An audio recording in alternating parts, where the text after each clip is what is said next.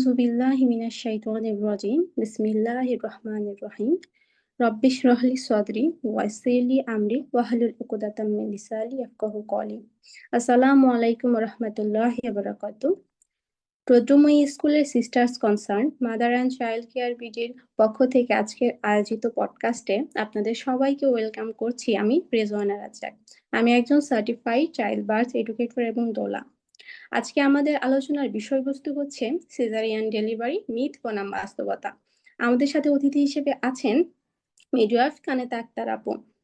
আপু ব্রাক বিশ্ববিদ্যালয় থেকে ডিপ্লোমা ইন মিডওয়াইফারি এবং খুলনা বিশ্ববিদ্যালয় থেকে BSc in midwifery post basis সম্পন্ন করেছেন। আন্তর্জাতিকভাবে স্বীকৃত আইসিএমস এক্সিকিউটিভ লিডারশিপ প্রোগ্রামের একজন ফেলো এবং বাংলাদেশে একজন নিবন্ধিত মিডওয়াইফ। আপু গত ৮ বছর ধরে মা ও শিশুর নিরাপদ স্বাস্থ্যসেবা নিশ্চিত করার পাশাপাশি মিডওয়াইফদের মেন্টরিং এবং মনিটরিং এর মাধ্যমে কোয়ালিটি মিডওয়াইফারি কেয়ার প্রতিষ্ঠায় নিবেদিতভাবে কাজ করে যাচ্ছেন। ক্লিনিক্যাল অভিজ্ঞতার পাশাপাশি মিডওয়াইফদের দক্ষতা বৃদ্ধি এবং সঠিক সিদ্ধান্ত গ্রহণে তার অবদান অপরিসীম। আপু আজকে আমাদের পডকাস্টে আপনাকে আমি স্বাগতম করছি। আসসালামু আলাইকুম, কেমন আছেন আপু? ওয়ালাইকুম আসসালাম। জি আপু, আলহামদুলিল্লাহ ভালো আছি। আচ্ছা আপু, আপনি যেহেতু একজন মিডওয়াইফ, আমি আপনার কাছে প্রথমেই যে বিষয়টা জানতে চাবো সেটা হচ্ছে মিডওয়াইফ কি বা কে? একটি ডেলিভারিতে মিডওয়াইফ আসলে কেমন ভূমিকা রাখতে পারে বা মিডওয়াইফের ভূমিকাটা আসলে কি হতে পারে? উদ্দেশ্য থাকে হচ্ছে মা এবং শিশুদের নিয়ে কাজ করা।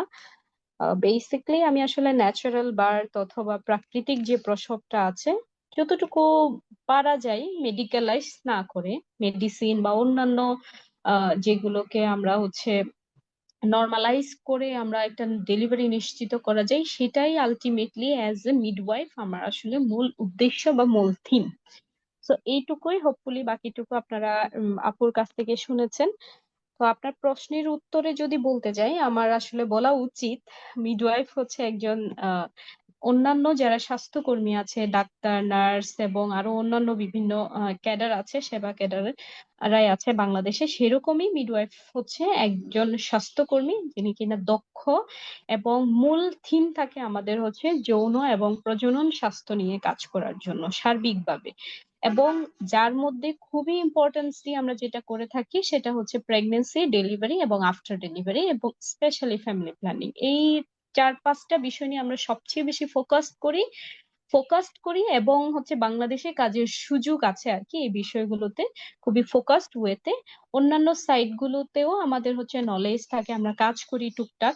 কিন্তু এই যে যে কয়টা টপিক অথবা যে কয়টা স্কোপের কথা বললাম সেটা নিয়ে আমরা মেইনলি কাজ করে থাকি। এছাড়া আপুর প্রশ্নের হচ্ছে সেকেন্ড পার্ট ছিল যে নর্মাল ডেলিভারির ক্ষেত্রে আমাদের ভূমিকা কেমন থাকে, তাই না আপু? যদি আমি ভুল না জি করি। আপু, হ্যাঁ জি। আচ্ছা, আমি এর আগেও বলেছি, মিডওয়াইফ যখন আমরা নিজেদেরকে পরিচয় করিয়ে দিই, আমাদের আসলে আলটিমেট যে গোলটা থাকে সেটাই হচ্ছে নর্মাল ডেলিভারি। মানে আমরা যে ডেলিভারি গুলোতে একটু কম ঝুঁকিপূর্ণ সেই সকল ডেলিভারি গুলোকে কিভাবে সেফলি রেসপেক্টফুল ওয়েতে মা বাচ্চাকে সুস্থ রেখে একটা ডেলিভারি সম্পন্ন করা যায় বা শেষ করা যায়, সেটাই হচ্ছে আমাদের আলটিমেট টার্গেট থাকে। এবং আপনার যদি একটু ব্যাকগ্রাউন্ড চিন্তা করেন তাহলেও কিন্তু এটাই এটাই মূল উদ্দেশ্য ছিল যে বাংলাদেশে মিডওয়াইফারি সার্ভিস বলেন বা মিডওয়াইফ তৈরি করার পিছনে উদ্দেশ্যও ছিল কিন্তু এটাই। আমাদের দেশে কেন হচ্ছে মাতৃমৃত্যুর হার বাড়ছে, কি কি কারণে, এখানে আমরা একটু লক্ষ্য করলেই দেখতে পাবো এখানে প্রধান কারণগুলোর মধ্যে কিন্তু আছে আহ অতিরিক্ত পরিমাণে রক্তক্ষরণ আফটার ডেলিভারি। এছাড়া আরো অনেক কজ আছে। তো ওভারঅল আমি বলবো মিডওয়াইফরাই সম্পূর্ণ মানে যতটুকু পারা যায় তাদের জ্ঞান দক্ষতা সবকিছু মিলিয়ে চেষ্টা করে থাকে একটা সেফলি নর্মাল ডেলিভারি করানোর জন্য, যেখানে আমরা ওই যে বললাম ন্যাচারাল বার্থটাকে আমরা আসলে এম্পাওয়ার করে থাকি, প্রায়োরিটি দিয়ে থাকি সবচেয়ে বেশি। এছাড়া এই যে লেবারটাকে সুস্থভাবে সম্পন্ন করার জন্য, ডেলিভারির মাধ্যম দিয়ে একটা সুস্থ মা এবং মাকে সুস্থ রেখে বাচ্চাটা একটা সুস্থ বাচ্চা উপহার দেওয়ার মাধ্যমে। তো যেখানে আমাদের আসলে এফোর্ট থাকে যে কন্টিনিউয়াসলি একজন মাকে যেন আমরা পুরো লেবারের সময়টুকুতে আমরা সাপোর্ট দিই, কোনো যদি প্রবলেম হয় সেটা যেন আগে থেকে আমরা ডিটেক্ট করতে পারি, এবং কোনো কমপ্লিকেশন হচ্ছে কিনা সেটার যে লক্ষণগুলো থাকে সেটার দিকে আমরা খেয়াল রাখি। এছাড়া যদি দেখা যাচ্ছে সেই কমপ্লিকেশন বা অন্যান্য যে প্রবলেম অ্যারাইজ করছে সেটা যদি আমার কাছে অথবা যে মিডওয়াইফ যে ফেসিলিটিতে তার ডেলিভারিটা করাচ্ছে মায়ের, সেখানে যদি অ্যাভেইলেবল না থাকে, সেটা পর্যাপ্ত হাতে সময় নিয়ে যার কাছে রেফার করে দেওয়া উচিত অথবা যেখানে রেফার করে দেওয়া উচিত সেখানে রেফার করবে। সো ডেফিনেটলি আমি বলবো একটা নর্মাল ডেলিভারি পুরোটা পরিচালনা বলেন অথবা সম্পন্ন করার ক্ষেত্রে একজন মিডওয়াইফ অ্যাক্টিভলি ভূমিকা পালন করে, তার তার পড়াশোনার সমস্ত থিওরি বলেন, দক্ষতা বলেন, সবকিছু অ্যাপ্লাই করে। জি আপু। মাশাআল্লাহ আপু, আশা করি আমাদের অডিয়েন্সদের মিডওয়াইফ কি এবং নর্মাল ডেলিভারিতে মিডওয়াইফদের ভূমিকাটা কেমন সেই বিষয়টা ক্লিয়ার হয়েছে। এখন আপু আমি আপনার কাছে পরবর্তীতে আরেকটা বিষয় জানতে চাবো, সেটা হচ্ছে একজন জি। মিডওয়াইফ হিসেবে আপনারা কখন একজন মাকে সিজারিয়ান ডেলিভারির জন্য রেফার করেন? আচ্ছা, আপু মিডওয়াইফ হিসেবে আমরা শুরুতেই বললাম আমরা কিন্তু মূলত লো রিস্ক যে মায়েরা থাকে তাদের নিয়েই কাজ করি, এবং এটা আরো একটা বিষয় বড় ফ্যাক্ট এখানে, সেটা হচ্ছে আমি একজন মিডওয়াইফ হিসেবে আমি কোথায় কাজ করছি। আমি কি একটা একেবারে প্রাইমারি সেন্টার যেখানে কোনো রকমে আমার জাস্ট এমবিডিটা মানে নর্মাল ডেলিভারিটা করানোর মতো ফেসিলিটিস আছে, সেই ধরনের ফেসিলিটিতে কাজ করছি কিনা।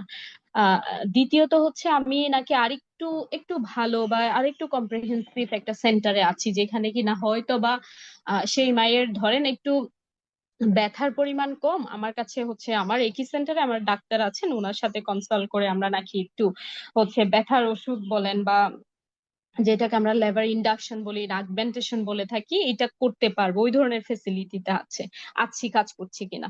তো সেটা ফ্যাক্ট। আবার এখন আপনারা দেখবেন ইভেন দো মেডিকেল কলেজ গুলোতেও কিন্তু মিডওয়াইফরা কাজ করছে। তো জি। দ্য ফ্যাক্ট ইজ এখন মিডওয়াইফ কোন জায়গায় কাজ করছে, তো সেখানে তার যে নলেজ আছে সেটা অ্যাপ্লাই করার পসিবিলিটিস কতটুকু আছে, সেটা একটা বড় ফ্যাক্ট। এটা আসলে বিশদ আলোচনার ব্যাপার।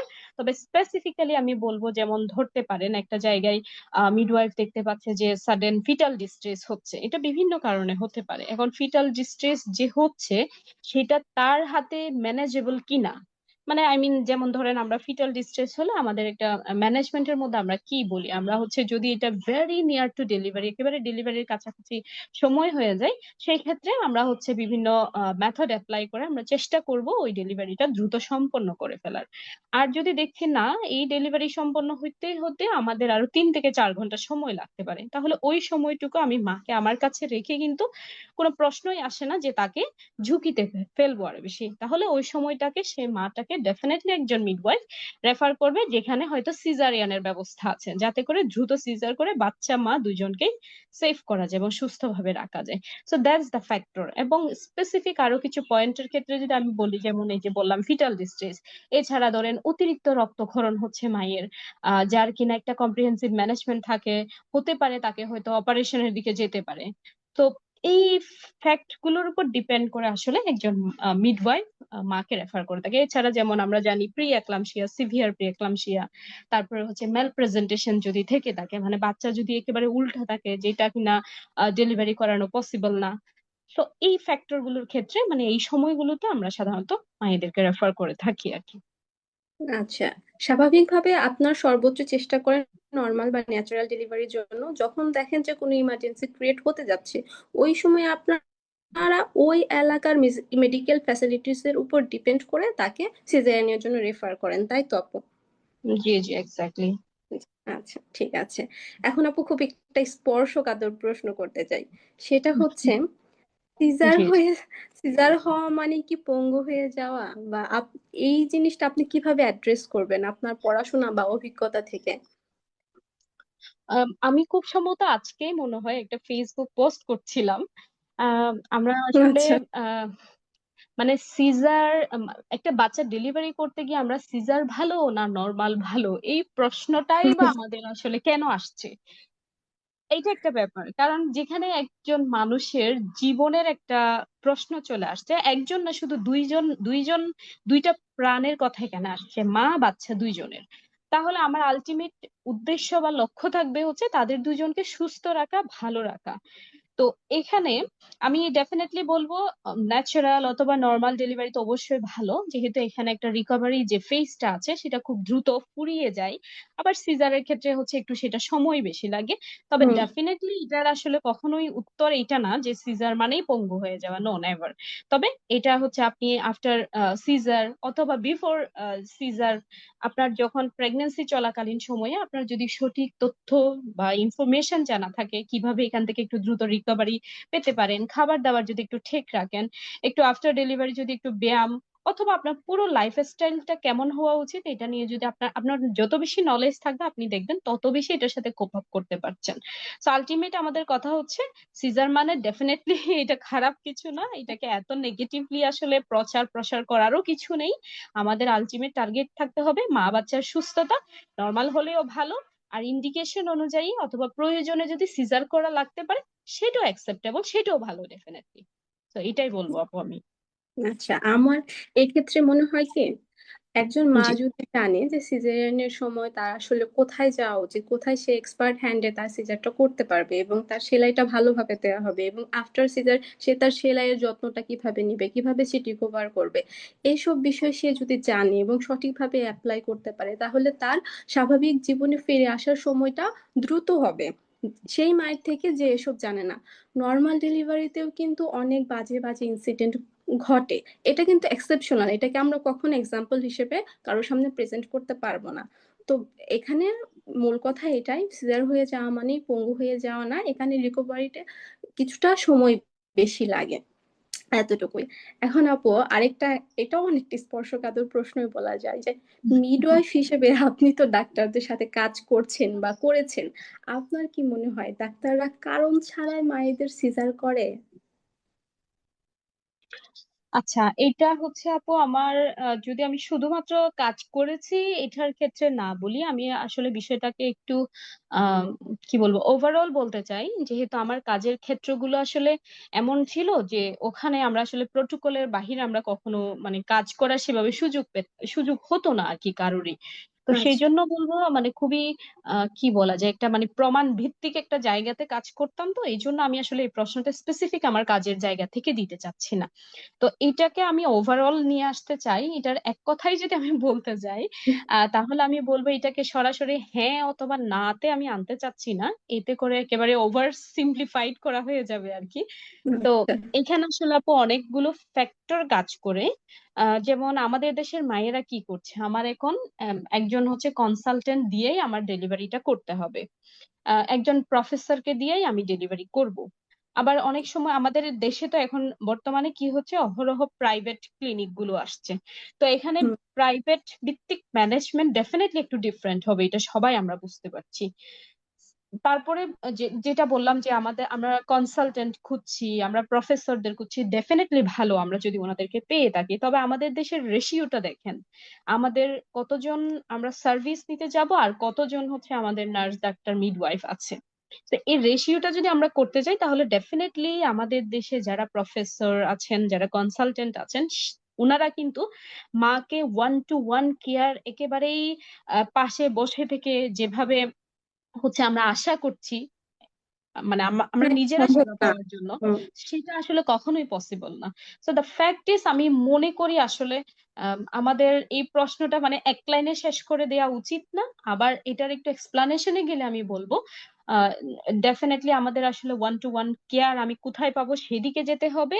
সেকেন্ডলি আমরা আসলে প্রাইভেট ভিত্তিক আহ, মানে ম্যানেজমেন্টের এই জায়গাগুলো থেকে একটু মনে হয় বের হয়ে আসতে হবে, অথবা জবাবদিহিতার যে জায়গাগুলো আছে সেখানে আর একটু স্ট্রং হইতে হবে।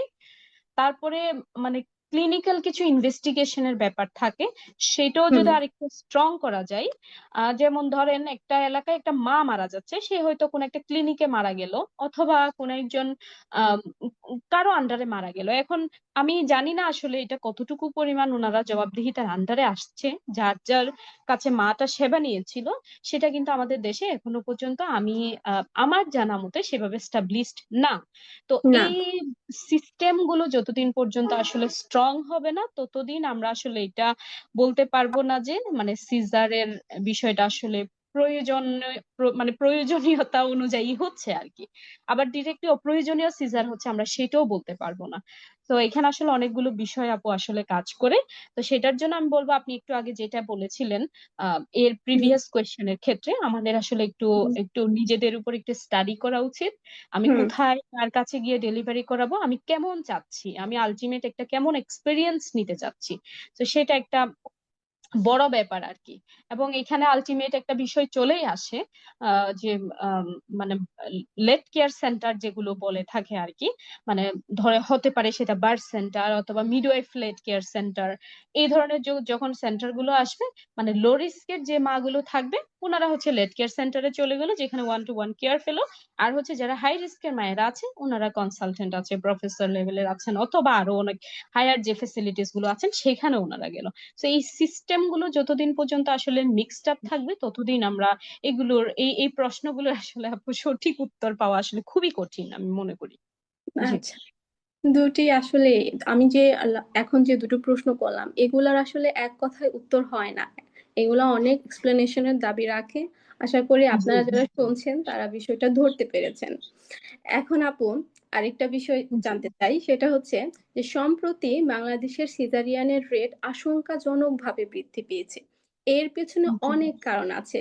আপনি কি কি কারণ আছে বলে মনে করেন যে এইসব কারণে আমাদের দেশে সিজারিয়ানের হারটা এত বেশি অন্যান্য দেশের তুলনায়? আমরা যদি আশেপাশের দেশের সাথে আমাদের কম্পেয়ার করি সেক্ষেত্রে কিন্তু আমাদের রেটটা তুলনামূলক অনেক বেশি, এটা কেন? এটার আপু আজকের মনে হচ্ছে যে আজকের সেশনটা মানে কি বলবো, খুবই কঠিন মনে হচ্ছে আর কি আমার কাছে। হ্যাঁ, আমি আসলে যাই কঠিন হোক। সব প্রশ্ন নিয়ে আজকে আপনার সামনে হাজির হয়েছি। এই প্রশ্নগুলো আমাদের সবার মনে খচখচ করে। আমরা ওভাবে ডিরেক্ট কোনো অ্যান্সার পাই না, বা নানা জায়গা থেকে নানা ভাবে নানা পার্সপেক্টিভ থেকে উত্তরগুলো শুনে আমরা নিজেদের একটা হযবরল অবস্থার মধ্যে পড়ে গিয়েছি।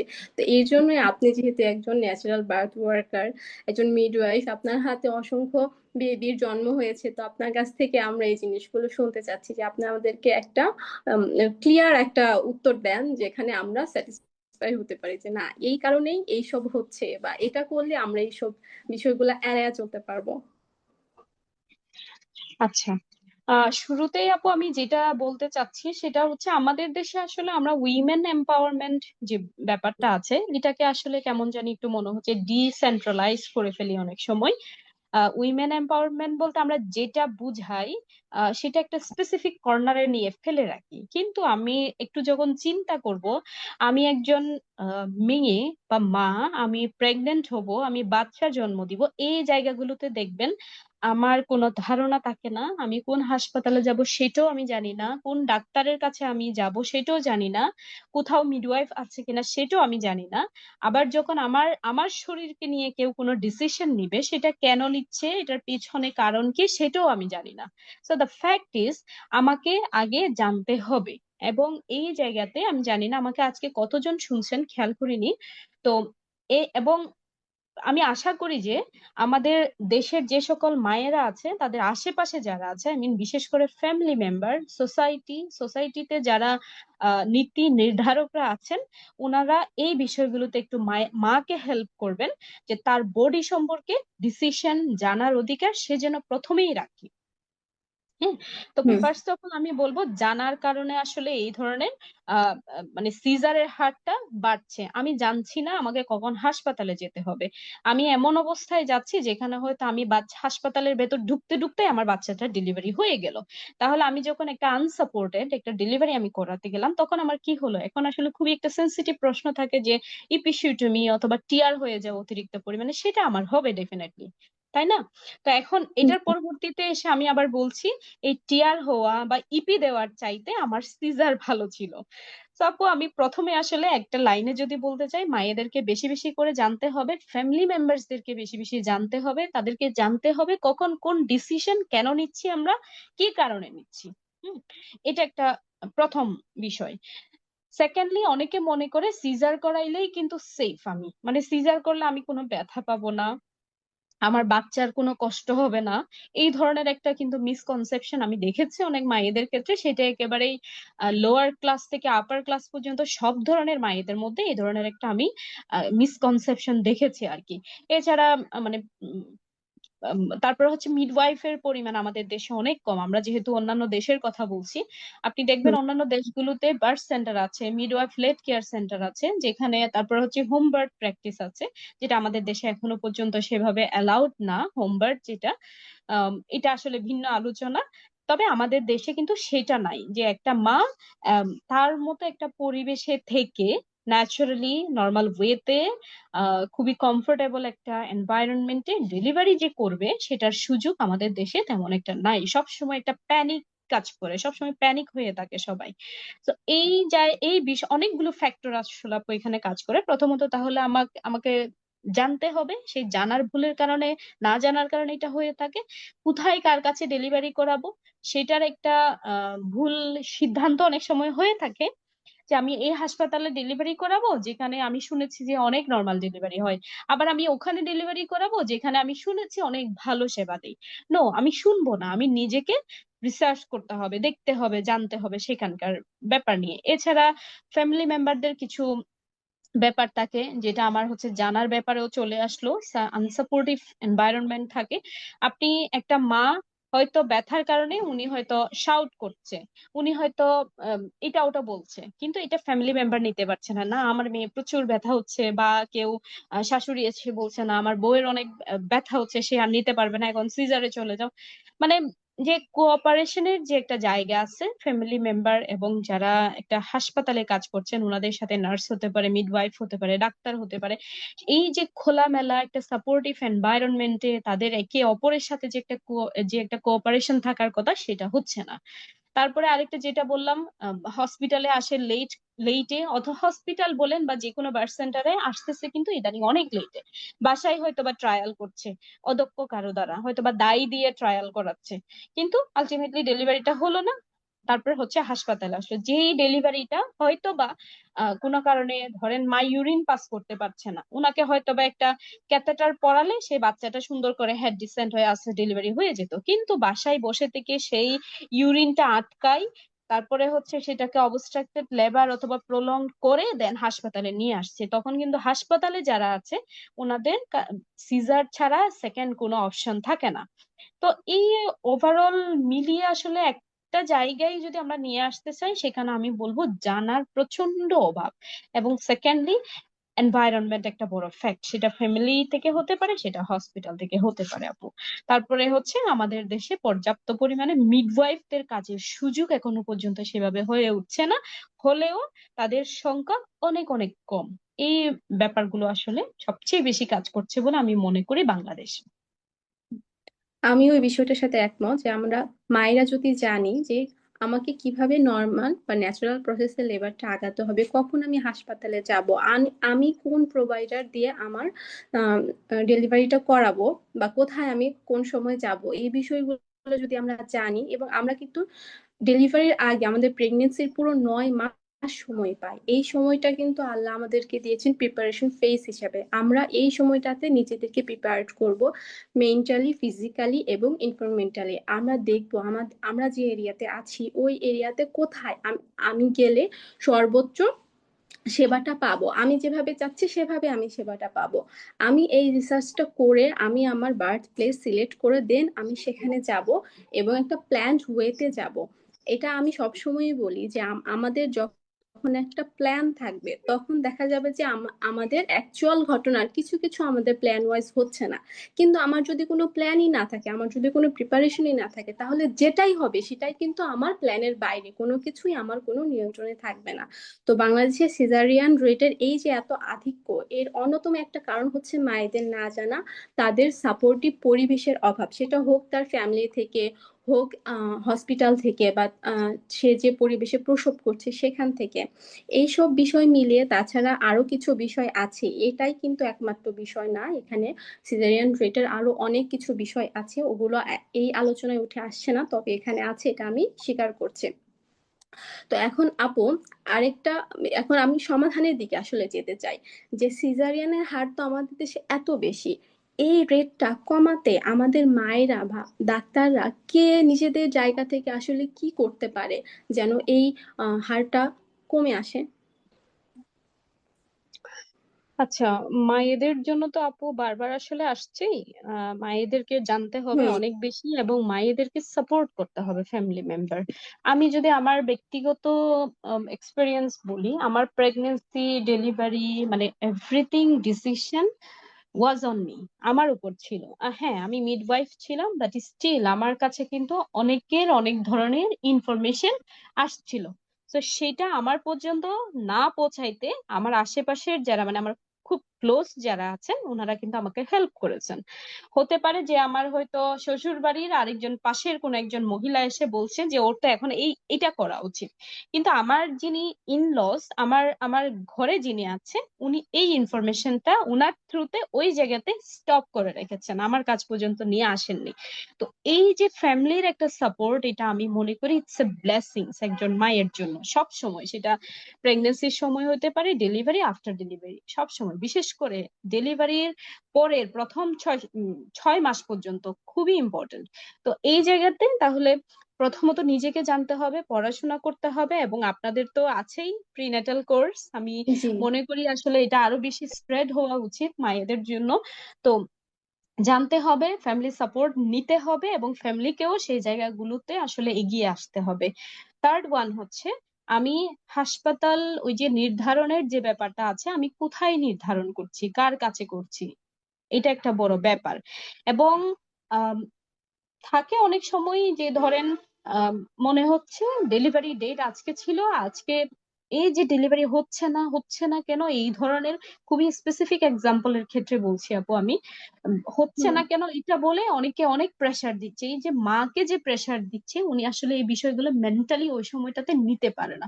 তো আলটিমেট আপনাকে জানতে হবে আপনি কখন ওইটা প্রেসার হিসেবে নিবেন, কখন আসলে এই জিনিসটা আসলে আপনি জানার মাধ্যমে সেই সেটাকে হচ্ছে, মানে কি বলা যায়, ইম্পর্টেন্স দিবেন না। এটা এটা খুবই ইম্পর্টেন্ট। স্পেসিফিক কোন ক্ষেত্রে আপনি কার কোন কথাটা, কোন গাইডলাইনটা আপনি মানবেন, এটা খুবই ইম্পর্টেন্ট।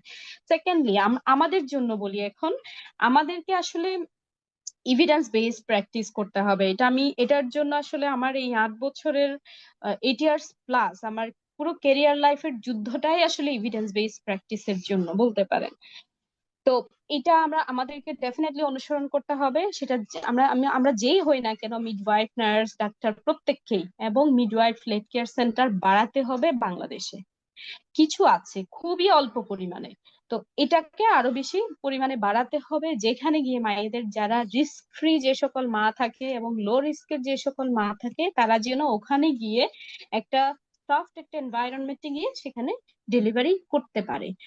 থার্ডলি, আমি যেটা মনে করি, অডিট এবং অ্যাকাউন্টেবিলিটি বাড়াইতে হবে। প্রত্যেককে অ্যাকাউন্টেবল থাকতে হবে। যে কোনো একটা কেস, একটা অকারেন্স ঘটলো, ঘটতেই পারে, হতেই পারে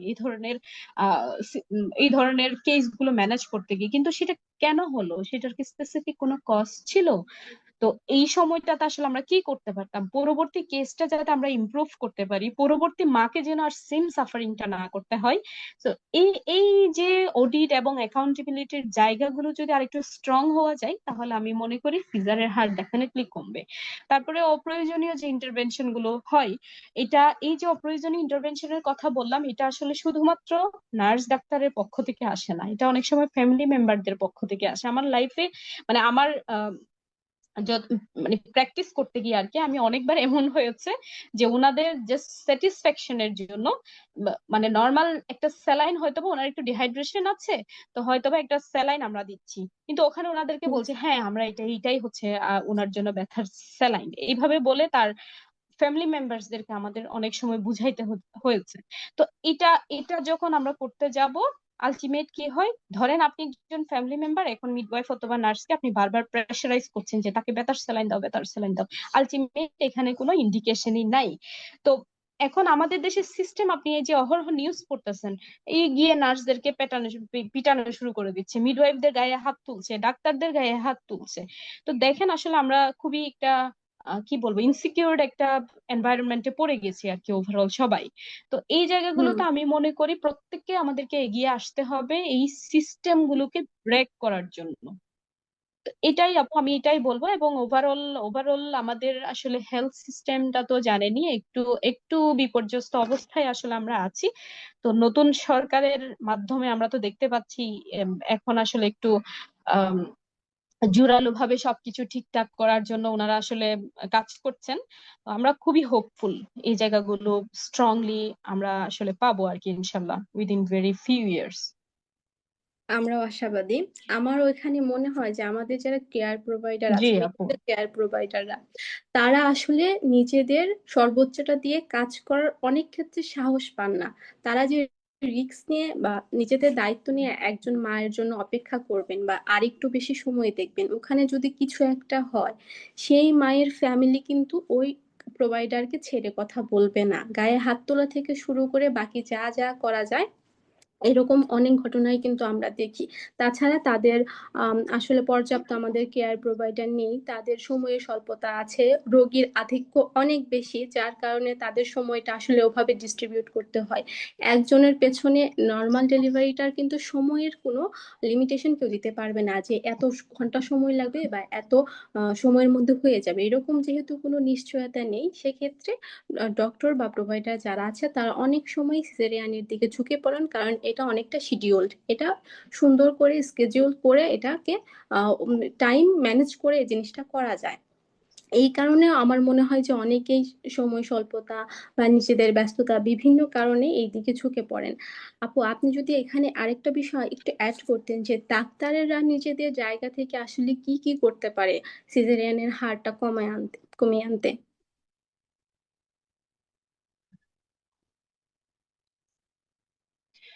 আপু এটা হচ্ছে ওই যে বললাম এভিডেন্স বেসড প্র্যাকটিসটা করতে হবে, আমার কখন সিজার দরকার সেই ইন্ডিকেশনটা আমি মেনটেন করছি কিনা এটা অবশ্যই দেখতে হবে, এটাই আমি মনে করি সবচেয়ে বড় কারণ বর্তমানে। আম, আরেকটা হচ্ছে আমাদের, আমি মনে করি আর কি আমার ব্যক্তিগত দিক দিয়ে আমার কাছে যেটা মনে হয়েছে এই ধরনের সেটিংসে কাজ করতে গিয়ে সেটা হচ্ছে প্রত্যেকটা হাসপাতাল, সেটা প্রাইভেট হোক গভর্নমেন্ট হোক, প্রত্যেকটা জায়গায় যদি মিডওয়াইফরা কাজ করার সুযোগ পায়, অথবা এই যে কোলাবোরেশনে যে কাজ করা না, মিডওয়াইফ এবং ডাক্তার ওয়ান টু ওয়ান হুম। কেয়ার দিবে মিডওয়াইফরা, কমপ্লিট লেবার সাপোর্ট দিবে মিডওয়াইফরা, এবং এখানে মিডওয়াইফ যদি মনে করে ডাক্তারের হস্তক্ষেপ দরকার অথবা সেই কেসটা মিডওয়াইফকে দিয়ে ম্যানেজ করা পসিবল হচ্ছে না, এটা এখন ডাক্তার লাগবে আমার এখন, দেন হচ্ছে ডাক্তারকে ডাকা। আই মিন যে একটা সুন্দর একটা সিস্টেম যেটা আমরা অন্যান্য দেশে দেখে থাকি, এবং আমাদের দেশে আলহামদুলিল্লাহ অনেক জায়গায় এটা হচ্ছে খুবই সুন্দর মতো এস্টাবলিশড আছে। তো এই এই এই বিষয়টাকে যদি একটু এনহেন্স করা যায় সারা দেশ জুড়ে, আমার মনে হয় খুবই ভালো হবে সেটা। কারণ ওই যে বললাম আমাদের দেশে ডাক্তারদের যে কাজের চাপ সে অনুযায়ী কিন্তু উনি চাইলেই, এটা কখনোই পসিবল হয় না, উনি চাইলেই কিন্তু সবসময় ওয়ান টু ওয়ান কেয়ারটা মাকে এসে উনি দিতে পারবেন না, কমপ্লিট অবজারভেশনে উনি মাকে রাখতে পারবেন না। সেই ক্ষেত্রে মিডওয়াইফদের সাথে যদি কোলাবোরেশন করে কাজ করা যায় আমার মনে হয় খুবই ভালো হয়। হ্যাঁ, এটা আমার মনে হয় যেটা খুবই ভালো হয়, কারণ ডেলিভারি, নর্মাল ডেলিভারি এটা মিডওয়াইফের কাজ। যখন কোনো ইমার্জেন্সি অ্যারাইজ হবে তখনই ডক্টর আসবেন বা ডক্টর তখনই হস্তক্ষেপ করবেন, এবং সেই ডক্টররা কিন্তু ইমার্জেন্সি সিচুয়েশন হ্যান্ডেল করার জন্যই ট্রেন্ড। তো তারা ইমার্জেন্সি হ্যান্ডেল করবেন এবং নর্মাল যে প্রসেসটা আছে সেটা মিডওয়াইফদের উপর ছেড়ে দিবেন, তাদেরকে তাদের এক্সপার্টিস অনুযায়ী কাজ করার একটা জায়গা তৈরি করে দেবেন। এখন আপু একটু প্রিপারেশন ফেজের দিকে আসতে চাই যে আপনারা তো অ্যান্টিনাটাল কাউন্সিলিং এর মায়েদেরকে করান। এখন জি জি আপু। অ্যান্টিনাটাল কাউন্সিলিং এ কি আপনারা প্রেগনেন্সিতে বিশ্রামের যে উপকারিতা এটা নিয়ে কিছু বলেন, বা এটা বিশ্রাম কি নর্মাল ডেলিভারির সম্ভাবনার হার কমাতে বা বাড়াতে পারে? আম, আপু, যদি আমি ভুল না করি প্রশ্নটা ছিল হচ্ছে মিডওয়াইফ হিসেবে ইন্টিনেটাল কাউন্সেলিং এ অ্যান্টিনাটাল কি বিশ্রামের কাউন্সিলিং কথা বলে থাকে কিনা, হ্যাঁ অথবা বলে থাকেন কিনা? জি আপু, একটু কাইন্ডলি যদি আরেকবার রিপিট করতেন আপু, সরি। আচ্ছা, মিডওয়াইফ হিসেবে অ্যান্টিনাটাল কাউন্সিলিং এ মায়েদের প্রেগনেন্সিতে বিশ্রামের উপকারিতা নিয়ে কি কিছু বলেন?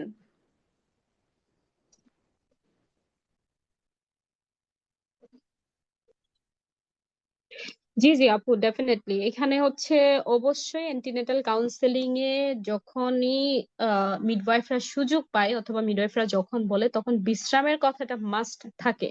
আপনি ওনাদেরকে বলা হয় আপনি রাতের বেলা মিনিমাম 6 থেকে 8 ঘন্টা আপনি ঘুমাবেন, পাশাপাশি দুপুরবেলা এসে 2 ঘন্টা আপনি বিশ্রাম নেবেন। এছাড়া আমাদের দেশের মায়েদের একটা মানে একটা, আমি জানি না এই ধরনের কনসেপশন কিভাবে চলে আসছে। ওনারা মনে করেন যে সব সময় কাজ করে করে থাকলে মানে আম, শুয়ে বসে না থেকে সব সময় যদি দৌড়ঝাঁপের মধ্যে থাকে তাহলে হচ্ছে নর্মাল ডেলিভারি হতে পারে। তো এই ধরনের একটা ফ্যাক্ট ওনাদের মধ্যে কাজ করে। এটা আসলে আমি বলবো ইটস কমপ্লিটলি রং। আপনার শরীর কি চাচ্ছে, আপনি কতটুকু ক্যারি করতে পারছেন, এটা খুবই ইম্পর্টেন্ট। তবে হ্যাঁ, রেগুলার কিছু কাজকর্ম থাকে যেটাতে আসলে আপনার বডির উপর কোনো প্রেসার পড়ছে না, আপনার স্বাভাবিক যে বিশ্রামের প্রয়োজনীয়তা আছে সেটাকে হ্যাম্পার করছে না, এটার পরে এসে আপনি চাইলে কাজ করতে পারেন। তবে ডেফিনেটলি এটা কোনো ধরনের হেভি লিফটিং না, অনেক ভারী কাজ বা অনেক লম্বা সময় ধরে কাজ, এইগুলো থেকে আপনারা কাইন্ডলি বিরত থাকবেন। তবে হ্যাঁ আপু, এইটুকু আমি এসিওর করতে পারি, মিডওয়াইফরা মায়েদেরকে যখন কাউন্সেলিং করেন তখন ওনারা এই টপিকটা অবশ্যই নিয়ে আসে। আচ্ছা, আমারও মনে হয় যে প্রেগনেন্সিতে বিশ্রাম এবং অ্যাক্টিভিটি এই দুটো বিষয়ের ব্যালেন্স করে চলা উচিত। খুব বেশি বিশ্রাম নেওয়া যেমন এখন মায়ের এটা শরীরের উপর ডিপেন্ড করবে। কারো যদি হাই রিস্ক প্রেগনেন্সি থাকে সে তো বেড রেস্টে থাকবে, কিন্তু যার নর্মাল স্বাভাবিক হেলদি প্রেগনেন্সি সে তার অ্যাক্টিভ থাকার পাশাপাশি তাকে কিন্তু মিনিমাম যতটুকু বিশ্রাম নেওয়া উচিত ততটুকু কিন্তু তাকে নিতে হবে। রাতে সাধারণত 8 থেকে 9 ঘন্টার একটা ঘুম এবং দিনে 2 ঘন্টার ঘুম বা বিশ্রাম, এটা কিন্তু একটা হেলদি প্রেগনেন্সি মেনটেন করার জন্য খুবই গুরুত্বপূর্ণ। তাছাড়া রিসার্চে কিন্তু এটাও উঠে এসেছে যে বিশ্রাম, যেসব মায়েদের বিশ্রামের ঘাটতি থাকে তাদের প্রিটার্ম ডেলিভারি, লো ওয়েট বার্থ বা বাচ্চা কম ওজনের বাচ্চা জন্ম জন্ম হওয়া এই ধরনের বিভিন্ন কমপ্লিকেশন কিন্তু অ্যারাইজ হয় যদি মায়ের বিশ্রামের ঘাটতি থাকে। এখন আপু আরেকটা বিষয় জানতে চাই, এটা হ্যাঁ আপু, প্রিপারেশন এই ক্ষেত্রে আরো কিছু ব্যাপার থাকে, যেমন আমরা তো জানি এই যে লেবার শুরু হওয়া থেকে ডেলিভারি পর্যন্ত এই সময়টাতে কিন্তু মায়ের প্রচুর এনার্জি লস হয়, এবং হ্যাঁ। ওই সময় গিয়ে অনেক মায়েরা থাকেন খেতে পারেন না। যেমন অনেকে থাকেন যে একটু কোনো ধরনের এনার্জি ফুডে একটু বাইট দিতে পারেন, অনেকে পারেন না, কিন্তু সেটা ওই সময়টার জন্যেও হলেও কিন্তু খুবই ইম্পর্ট্যান্ট আপনি নিজেকে কতটুকু এনার্জাইজড রাখছেন, নিজে কতটুকু স্ট্রং আছেন, সেটা খুবই ইম্পর্টেন্ট। সো আমাদের ওই যে বললাম যেটা ব্যালেন্স, যে যতটুকু বিশ্রাম নেওয়া দরকার, যতটুকু আমি কাজ করতে পারবো, সেটার আসলে কোনোটাকেই এখানে হ্যাম্পার করা উচিত না। দুইটার মধ্যে একটা ব্যালেন্স রেখে সুন্দর সুস্থ একটা প্রেগনেন্সি কন্টিনিউ করা উচিত। জি আপু, থ্যাংক ইউ। দোলা হিসেবে কিন্তু আমরা আমাদের ক্লায়েন্টকে বলে থাকি লেবারের সময়টা তো যেন তিনি পর্যাপ্ত পরিমাণে বিশ্রাম নেন। লেবারের সময় জি অ্যাক্টিভ কিন্তু এর পাশাপাশি কিন্তু বিশ্রামটাও নিতে হবে, কারণ বিশ্রাম আপনার শক্তি সঞ্চয় করতে সাহায্য করবে। পুশিং স্টেজে বিশেষ করে মায়েদের অনেক বেশি শক্তির প্রয়োজন হয়। একজন এক্সস্টেড মা কিন্তু ওভাবে পুশ করতে পারবে না যতটা একটা রিল্যাক্সড মা করতে পারবেন। তো বিশ্রাম, তাছাড়া আফটার ডেলিভারি একজন নিউবর্নের যত্ন নেওয়ার ক্ষেত্রেও কিন্তু মায়েদের অনেক বেশি স্ট্রেসফুল একটা সময় যায়, রাত জাগা, ব্রেস্ট ফিডিং, নিউবর্নের কেয়ার সব মিলিয়ে কিন্তু মায়ের অনেক বেশি তখন জেগে থাকতে হয় বা কষ্ট করতে হয়। তো দেখা যায় প্রেগনেন্সিতে যদি মায়েরা একটু বেশি বিশ্রাম বা যতটুকু তার প্রয়োজন অতটুকু নিতে পারেন ওই সময়টাতে ধকলটা কিন্তু একটু হলেও কম মনে হয়। এখন আসবো আপু, বিশ্রাম নিয়ে তো কথা বললাম, এখন আসবো খাওয়া দাওয়া নিয়ে। খাওয়া দাওয়া এবং সাপ্লিমেন্ট নিয়ে আপনি আসলে কি বলতে চান? এটা নিয়েও আমাদের অনেকগুলা মিথ আমাদের সমাজে প্রচলিত আছে। এই বিষয়গুলা কি নর্মাল ডেলিভারির নিশ্চয়তা দিতে পারে? আহ, খাওয়া দাওয়ার ব্যাপারে আসলে অনেক ধরনের মিথ তো এখানে কাজ করে। অনেকে বলেন কম খাও, অনেকে বলেন বেশি খাও। তো এটার ক্ষেত্রে আমি বলবো আমাদের তো একটা ব্যালেন্স ওয়েট বাড়ানোর একটা ব্যাপার আছে, তাই না আপু? তো এই হ্যাঁ, ক্ষেত্রে আমরা বলি যে ফুল প্রেগনেন্সিতে আপনাকে হচ্ছে 9 থেকে 11 কেজি ওয়েট বাড়াতে হবে, যদি আপনি কোনো কারণে আগে থেকে ওভারওয়েট না হয়ে থাকেন। তো এখন প্রশ্ন হচ্ছে, খাবার সবসময় ডিরেক্টলি আপনাকে এই খাবার খেলেই আপনার নর্মাল ডেলিভারি হয়ে যাবে এই ধরনের কোনো ব্যাপার নাই। তবে আপনার শরীরকে পুষ্টির যোগানোর জন্য আপনার অবশ্যই একটা হেলদি ডায়েট মেনটেন করা উচিত বলে আমি মনে করি। যেমন আমার ধরেন এখন শরীরে আমার যা আছে, সেই অবস্থায় যদি আমি একটা বাচ্চা ক্যারি করি, সেই বাচ্চা কিন্তু তার যতটুকু দরকার সেটা আমার থেকে টেনে নিয়ে যাবে। হুম, হ্যাঁ, তার যতটুকু প্রয়োজন। এখন তাহলে ঘাটতি থেকে গেল আমার কাছে। তো আমি যদি এখন ওইটুকু আমার যে খাবার, সেটা যদি আমি এখন মানে মেনটেন না করি, তাহলে সে কি করবে, আমি যেটা খাবো আবার সেটা আবার সে টেনে নিয়ে যাবে। তো দ্যাট মিনস আমাদেরকে কেয়ারফুলি এটা কনসিডার করতে হবে। এখন আমি একটা বেবি ক্যারি করছি, তার ডেভেলপমেন্টটা পুরোটা যেমন ইম্পর্টেন্ট, ঠিক একইভাবে আমার সুস্থতাটাও খুবই ইম্পর্টেন্ট। পাশাপাশি ওয়েট যে বাড়ানোর কথা আমরা বলি, ওয়েটটা তো আসলে এমনি এমনি বাড়বে না, আমাকে খেতে হবে, এবং সেটা আহ হুম। স্বাস্থ্যকর খাবার, যেখানে হয়তো একটু প্রোটিনের পরিমাণটা আপনি বেশি রাখলেন, ফাইবারটা রাখলেন। কার্বোহাইড্রেট আপনি চাইলে আপনার মতো করে আপনি খেতে পারেন। কার্বোহাইড্রেট যে আপনাকে ডাবল প্লেট করে খেতে হবে, যেটা আমাদের সমাজে আসলে এখন প্রচলিত। আপনি ভাত আগে 1 প্লেট খেতেন, এখন আপনাকে 2 প্লেট ভাত খেতে হবে যাতে করে আপনার বাচ্চা সেটা পায়। আসলে ব্যাপারটা তেমন না। আপনি কার্বোহাইড্রেটের পরিমাণটা আপনি আপনার মতো নিতে পারেন, যতটুকু নেওয়া যায়। তবে আপনাকে প্রোটিনের পরিমাণ বাড়াই দিতে হবে, ফাইবার বা অন্যান্য যে পুষ্টিকর খাবারগুলো আছে সেটা আপনাকে বাড়াই দিতে হবে। তো এখন এটার সাথে সরাসরি এই খাবারগুলো খেলে আপনার নর্মাল ডেলিভারি হয়ে যাবে না, তবে এগুলো অবশ্যই অবশ্যই একটা সহায়ক ভূমিকা পালন করে আপনার নর্মাল ডেলিভারির দিকে যাওয়ার জন্য। কারণ আপনি যত হেলদি থাকবেন, আপনি প্রেগনেন্সিটাকেও হেলদি হেলদি ওয়েতে আপনি মেনটেন করতে পারবেন, এবং ডেলিভারির সময়ও আপনি কিন্তু সেভাবে কনফিডেন্ট থাকবেন। কারণ একটা শরীর খুবই দুর্বল অবস্থায় ওনার লেবার পেইন স্টার্ট হলে এই সময়টাতে কিন্তু আপনি ব্যালেন্স করতে পারবেনই না, যেটা আপু এর আগের প্রশ্নে অলরেডি বলেছেন। তো এই যে বিশ্রামের কথা যে আমরা বললাম, বিশ্রামের পাশাপাশি খাবার দাবারও কিন্তু খুবই ইম্পর্টেন্ট প্রেগনেন্সিতে আপনার একটা সুস্থ ডেলিভারি জন্য।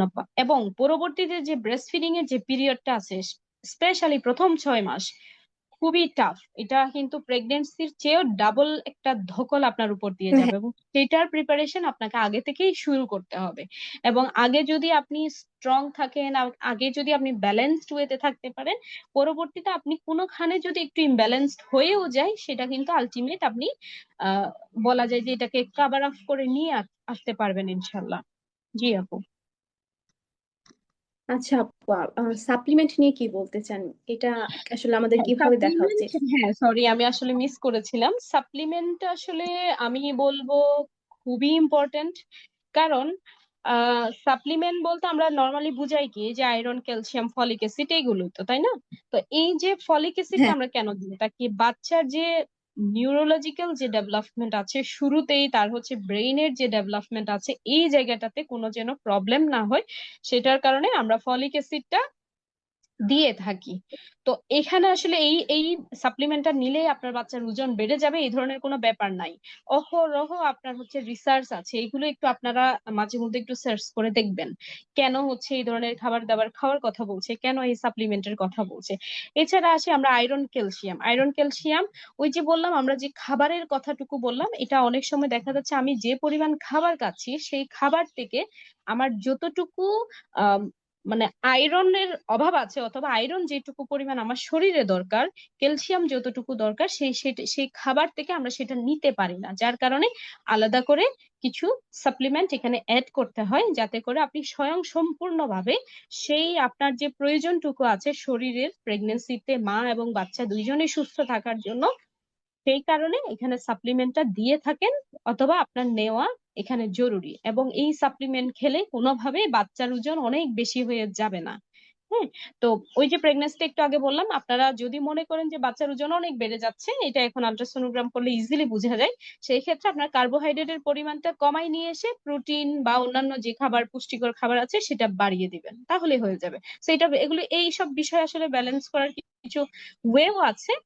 আই বিলিভ যে এগুলো নিয়ে কখনো যদি সময় হয় আপু, আমরা আরেকটা হুম। ডিসকাশন করতে পারি, অথবা জি। আপনাদের যে প্রিন্যাটাল যে কোর্স আছে সেখানে ডেফিনেটলি আমি বিলিভ করি এখানে আপনারা অলরেডি এগুলো নিয়ে হ্যাঁ, এক্সপ্লেন জি। করে থাকেন।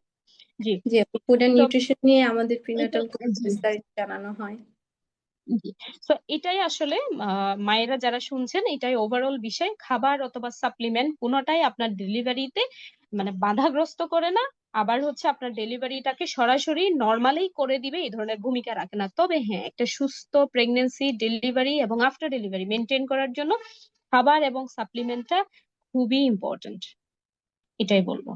মানে খুনোটা সরাসরি ভূমিকা রাখে না, তবে ওই যে বলে না, বাইপাস হয়ে এটা কিন্তু ভূমিকা রাখে আলটিমেটলি। জি আপু।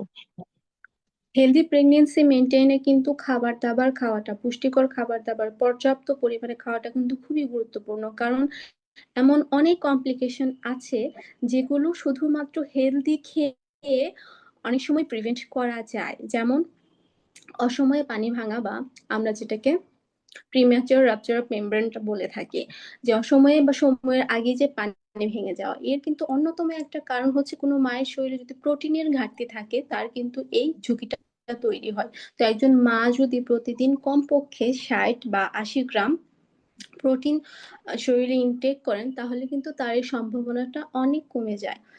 এখানে নর্মাল ডেলিভারির সম্ভাবনাটাও যেরকম বাড়ায়, ঠিক তেমনি ভাবে অনেক কমপ্লিকেশন কিন্তু পুষ্টিকর খাবার দাবার কমিয়েও দেয়। এখন আপু, এখন আপনার প্রফেশন রিলেটেড একটা প্রশ্ন করতে চাই। ডাক্তার জি। ছাড়াও যে বার্থ সেন্টারে বা প্রসব কেন্দ্রে মিডওয়াইফ দিয়ে ডেলিভারি করানো যায় বা মিডওয়াইফরা ডেলিভারি করিয়ে থাকে, এটা আমাদের অনেকেই জানে না। আমার নিজের ডেলিভারিও একটা বার্থ সেন্টারে শুধুমাত্র মিডওয়াইফ দিয়েই করানো হয়েছে। এখন আপনি এটা নিয়ে আমাদেরকে একটু বলুন যে বাংলাদেশে এমন বার্থ সেন্টারের সংখ্যাটা আসলে কেমন, বা এই যে মিডওয়াইফরা ডেলিভারি করাচ্ছে বার্থ সেন্টারে, এটা বাংলাদেশের প্রেক্ষিতে কতটুকু নিরাপদ? আচ্ছা, এই ক্ষেত্রে আমি শুরুতেই আপু একটু বলতে চাই, এই ধরনের একেবারে মিডওয়াইফ লেড বা কেয়ার সেন্টারের সংখ্যা খুবই কম বাংলাদেশে। তবে আলহামদুলিল্লাহ, এটা আসলে সুখবর যে আস্তে আস্তে এটা বাড়ছে, এবং পলিসি লেভেলেও এটা নিয়ে কাজ হচ্ছে কিভাবে এই সংখ্যাটা আরো বাড়ানো যায়, এগুলো নিয়ে বিভিন্নভাবে পলিসি লেভেলগুলোতে আসলে অ্যাডভোকেসি করা হচ্ছে মিডওয়াইফদের কাজের সুযোগটা যাতে বাড়ে। এখন আসেন, সরকারিভাবে আপনারা দেখবেন কিছু সেন্টার, যেমন ইউনিয়ন সাব সেন্টার, উপজেলা হেলথ কমপ্লেক্স, তারপরে কিছু সদর হাসপাতাল, মেডিকেল রিসেন্টের কিছু কলেজগুলো কিন্তু বার্থ সেন্টার। হ্যাঁ আপু, যেটা বলছিলাম, ওই জায়গাগুলো তো আসলে মিডওয়াইফরা কাজ করে, এবং অনেক সময় মিডওয়াইফদের যে মিডওয়াইফারি যে লেট কেয়ার আছে, এটা অনেক সময় ওনারা সেখানে ভূমিকা রাখতে পারেন, যেটা আপু একটু আগে আমরা বলছিলাম যে ডাক্তার মিডওয়াইফের যে জি। কোলাবোরেশন, সেটা কিন্তু ওই জায়গাগুলোতে করতে পারে। এখন এই যে বার্থ সেন্টার গুলো, বার্থ সেন্টার গুলো কিন্তু বলছিলাম যে খুবই অল্প সংখ্যক এখন বাংলাদেশে আছে, কিন্তু কিছু কিছু এনজিও এবং ওই যে সরকারি লেভেল এবং পলিসি লেভেল থেকেও ইনশাল্লাহ কাজ হবে এবং হচ্ছে সেটা বাড়ানোর জন্য। এবং নিরাপদের ক্ষেত্রে যদি আমি বলি, আমরা যে প্রোটোকল অথবা যে ইভিডেন্স আছে, যেমন কখনো যদি আপনি কোনো ধরনের ইমার্জেন্সি দেখেন, কোনো প্রবলেম অ্যারাইজ হচ্ছে, সেই ক্ষেত্রে আপনি মাটাকে অন্য জায়গায় রেফার করবেন। আই মিন, এখানে একটা পুরো একটা সিস্টেম অথবা একটা প্রোটোকল ডেভেলপ করা আছে, কতক্ষণ পর্যন্ত সেই মাকে আপনি আপনার কাছে রাখতে পারবেন, অথবা কোন মাকে আপনি সেবা দিবেন, কোন মাকে আপনি সেই সেন্টারে রেখে পুরো সার্ভিস দিতে পারবেন, সেটা আসলে প্রোটোকল ওয়াইজ থাকে। তো সেই ক্ষেত্রে আমি বলবো, হ্যাঁ অবশ্যই এখানে নিরাপদ, তবে সব জায়গায় আসলে এই ধরনের কেসগুলোর ক্ষেত্রে বলা যায় না যে আপনি 100% ওখানেই থাকেন, ওখানেই থাকলেই নিরাপদ, এই ধরনের আমি আসলে কোনো কিছু বলতে চাচ্ছি না। কারণ যে কোনো সময় যে কোনো বিপদ হতে পারে, সেটা আমাদেরকে একটু বুঝতে বুঝতে হবে, আমাদেরকে একটু সেই জায়গাগুলোতে কোঅপারেট করতে হবে।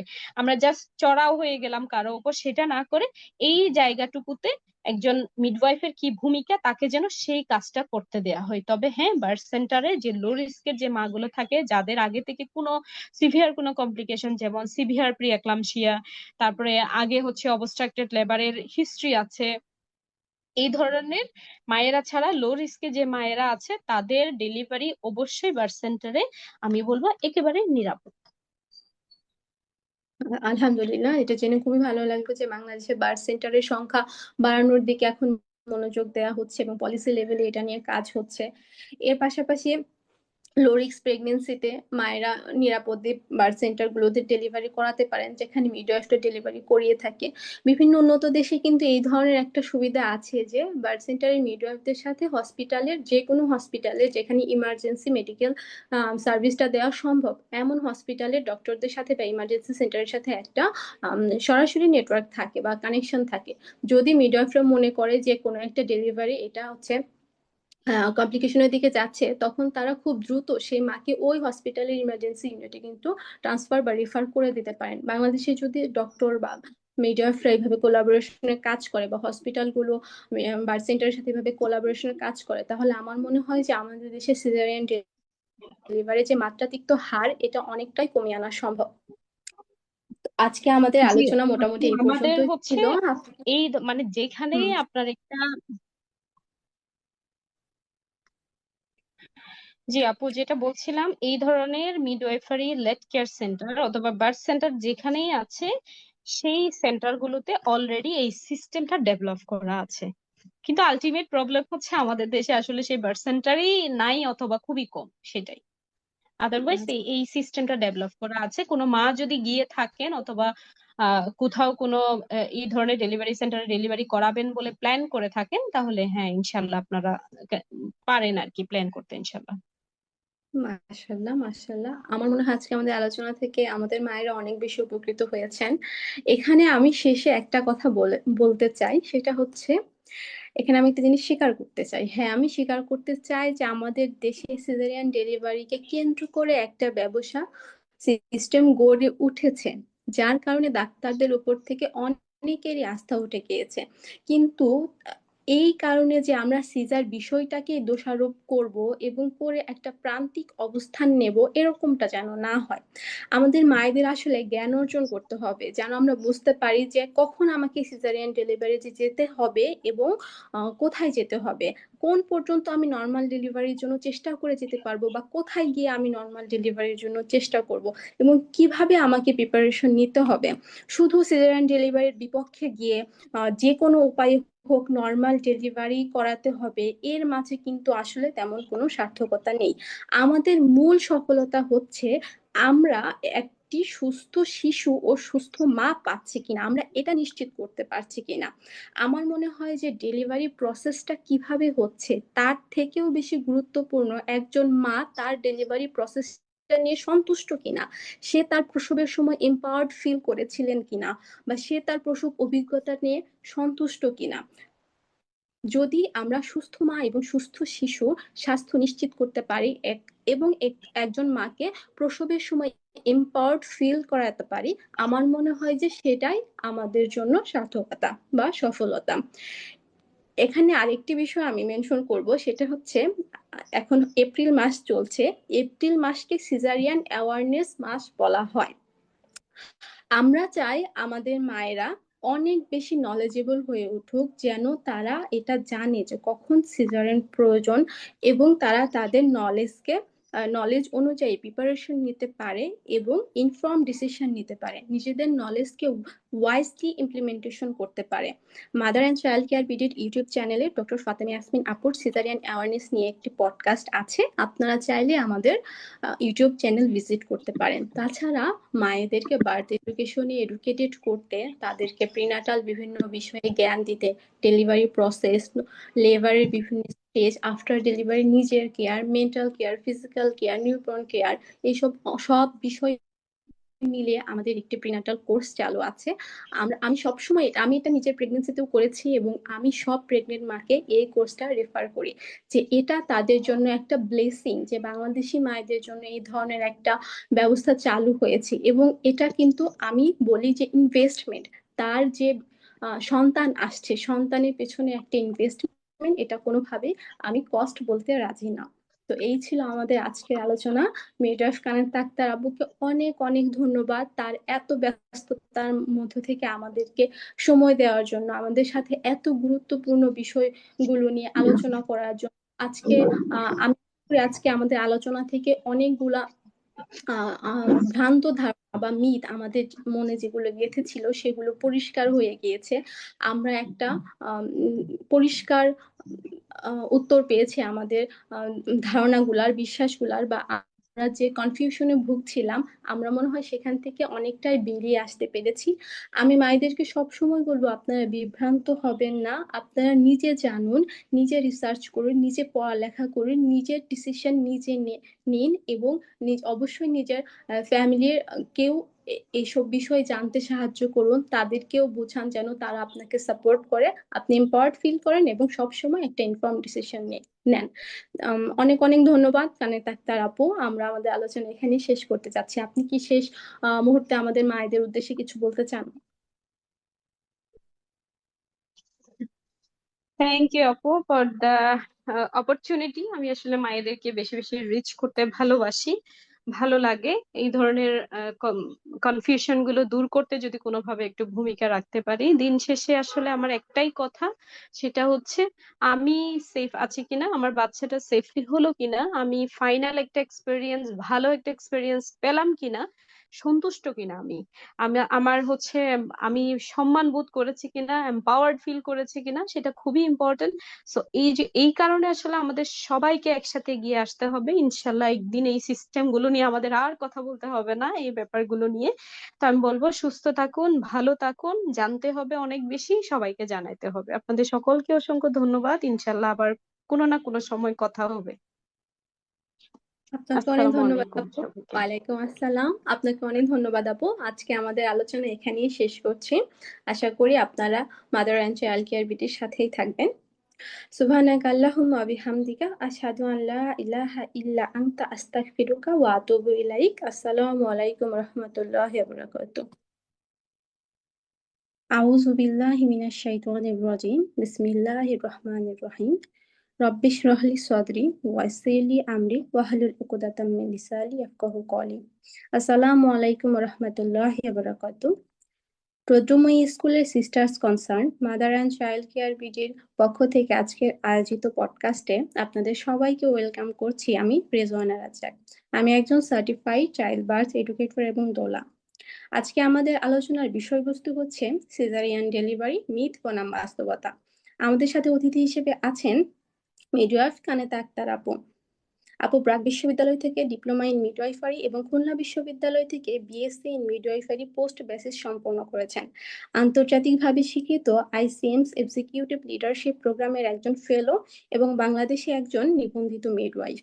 আপু গত ৮ বছর ধরে মা ও শিশুর নিরাপদ স্বাস্থ্যসেবা নিশ্চিত করার পাশাপাশি মিডওয়াইফদের মেন্টরিং এবং মনিটরিং এর মাধ্যমে কোয়ালিটি মিডওয়াইফারি কেয়ার প্রতিষ্ঠায় নিবেদিতভাবে কাজ করে যাচ্ছেন। ক্লিনিক্যাল অভিজ্ঞতার পাশাপাশি মিডওয়াইফদের দক্ষতা বৃদ্ধি এবং সঠিক সিদ্ধান্ত গ্রহণে তার অবদান অপরিসীম। আপু আজকে আমাদের পডকাস্টে আপনাকে আমি স্বাগতম করছি। আসসালামু আলাইকুম, কেমন আছেন আপু? ওয়ালাইকুম আসসালাম। জি আপু, আলহামদুলিল্লাহ ভালো আছি। আচ্ছা আপু, আপনি যেহেতু একজন মিডওয়াইফ, আমি আপনার কাছে প্রথমেই যে বিষয়টা জানতে চাবো সেটা হচ্ছে মিডওয়াইফ কি বা কে? একটি ডেলিভারিতে মিডওয়াইফ আসলে কেমন ভূমিকা রাখতে পারে বা মিডওয়াইফের ভূমিকাটা আসলে কি হতে পারে? উদ্দেশ্য থাকে হচ্ছে মা এবং শিশুদের নিয়ে কাজ করা। বেসিক্যালি আমি আসলে ন্যাচারাল বার্থ অথবা প্রাকৃতিক যে প্রসবটা আছে, যতটুকু পারা যায় মেডিকেলাইজ না করে, মেডিসিন বা অন্যান্য যেগুলোকে আমরা হচ্ছে নর্মালাইজ করে আমরা একটা ডেলিভারি নিশ্চিত করা যায়, সেটাই আলটিমেটলি অ্যাজ এ মিডওয়াইফ আমার আসলে মূল উদ্দেশ্য বা মূল থিম। তো এইটুকুই, হোপফুলি বাকিটুকু আপনারা আপুর কাছ থেকে শুনেছেন। তো আপনার প্রশ্নের উত্তরে যদি বলতে যাই, আমার আসলে বলা উচিত মিডওয়াইফ হচ্ছে একজন অন্যান্য যারা স্বাস্থ্যকর্মী আছে, ডাক্তার, নার্স এবং আরো অন্যান্য বিভিন্ন ক্যাডার আছে, সেবা ক্যাডাররাই আছে বাংলাদেশে, সেরকমই মিডওয়াইফ হচ্ছে একজন স্বাস্থ্যকর্মী যিনি কিনা দক্ষ, এবং মূল থিম থাকে আমাদের হচ্ছে যৌন এবং প্রজনন স্বাস্থ্য নিয়ে কাজ করার জন্য সার্বিকভাবে। এবং যার মধ্যে খুবই ইম্পর্টেন্স দিয়ে আমরা যেটা করে থাকি সেটা হচ্ছে প্রেগনেন্সি, ডেলিভারি এবং আফটার ডেলিভারি এবং স্পেশালি ফ্যামিলি প্ল্যানিং। এই 4-5টা বিষয় নিয়ে আমরা সবচেয়ে বেশি ফোকাসড করি এবং হচ্ছে বাংলাদেশে কাজের সুযোগ আছে আর কি এই বিষয়গুলোতে, খুবই ফোকাসড ওয়েতে। অন্যান্য সাইট গুলোতেও আমাদের হচ্ছে নলেজ থাকে, আমরা কাজ করি টুকটাক, কিন্তু এই যে যে কয়টা টপিক অথবা যে কয়টা স্কোপের কথা বললাম সেটা নিয়ে আমরা মেইনলি কাজ করে থাকি। এছাড়া আপুর প্রশ্নের হচ্ছে সেকেন্ড পার্ট ছিল যে নর্মাল ডেলিভারির ক্ষেত্রে আমাদের ভূমিকা কেমন থাকে, তাই না আপু, যদি আমি ভুল না জি করি? আপু। হ্যাঁ, জি। আচ্ছা, আমি এর আগেও বলেছি, মিডওয়াইফ যখন আমরা নিজেদেরকে পরিচয় করিয়ে দিই, আমাদের আসলে আলটিমেট যে গোলটা থাকে সেটাই হচ্ছে নর্মাল ডেলিভারি। মানে আমরা যে ডেলিভারি গুলোতে একটু কম ঝুঁকিপূর্ণ, সেই সকল ডেলিভারি গুলোকে কিভাবে সেফলি রেসপেক্টফুল ওয়েতে মা বাচ্চাকে সুস্থ রেখে একটা ডেলিভারি সম্পন্ন করা যায় বা শেষ করা যায়, সেটাই হচ্ছে আমাদের আলটিমেট টার্গেট থাকে। এবং আপনার যদি একটু ব্যাকগ্রাউন্ড চিন্তা করেন তাহলেও কিন্তু এটাই এটাই মূল উদ্দেশ্য ছিল, যে বাংলাদেশে মিডওয়াইফারি সার্ভিস বলেন বা মিডওয়াইফ তৈরি করার পিছনে উদ্দেশ্যও ছিল কিন্তু এটাই। আমাদের দেশে কেন হচ্ছে মাতৃমৃত্যুর হার বাড়ছে, কি কি কারণে, এখানে আমরা একটু লক্ষ্য করলেই দেখতে পাবো। এখানে প্রধান কারণগুলোর মধ্যে কিন্তু আছে আহ অতিরিক্ত পরিমাণে রক্তক্ষরণ আফটার ডেলিভারি, এছাড়া আরো অনেক কজ আছে।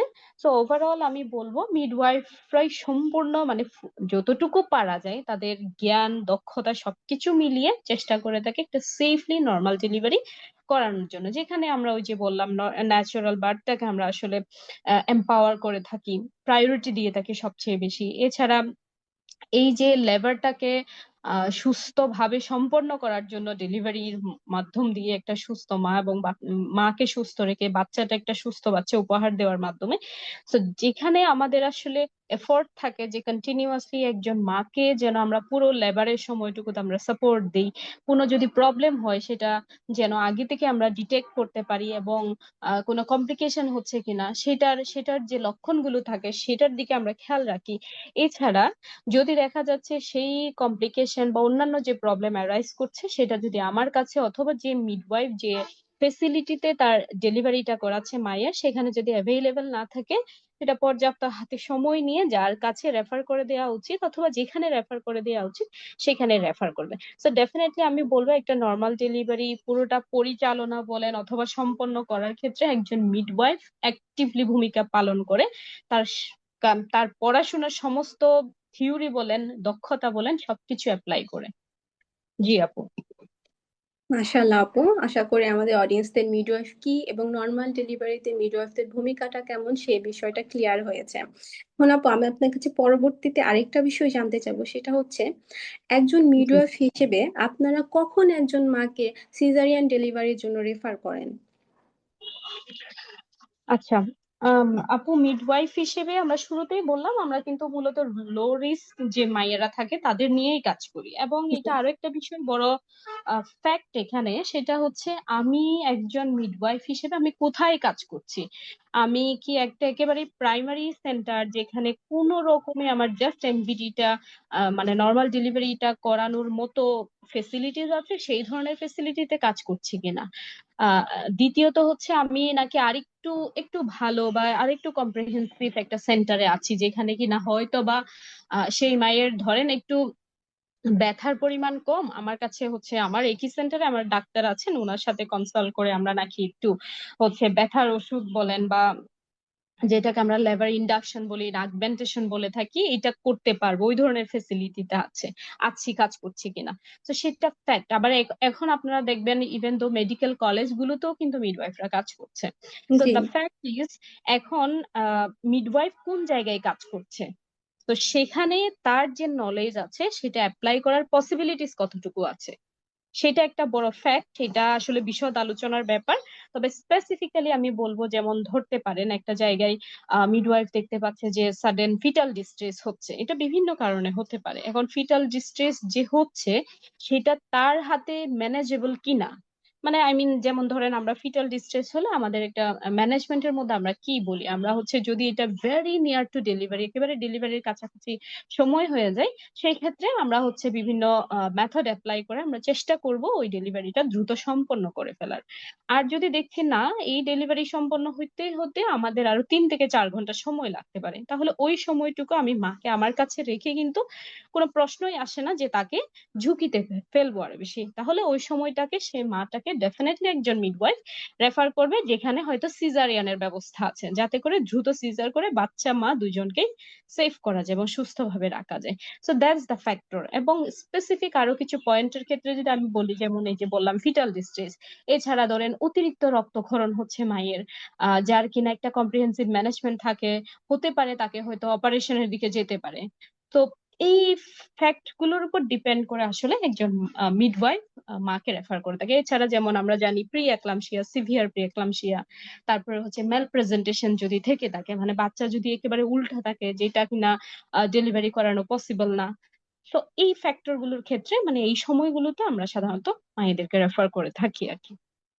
আচ্ছা, স্বাভাবিকভাবে আপনার সর্বোচ্চ চেষ্টা করেন নর্মাল বা ন্যাচারাল ডেলিভারির জন্য। যখন দেখেন যে কোনো ইমার্জেন্সি ক্রিয়েট হতে যাচ্ছে, ওই সময় আপনারা ওই এলাকার মেডিকেল ফ্যাসিলিটিস এর উপর ডিপেন্ড করে তাকে সিজারিয়ানের জন্য রেফার করেন, তাই তো আপু?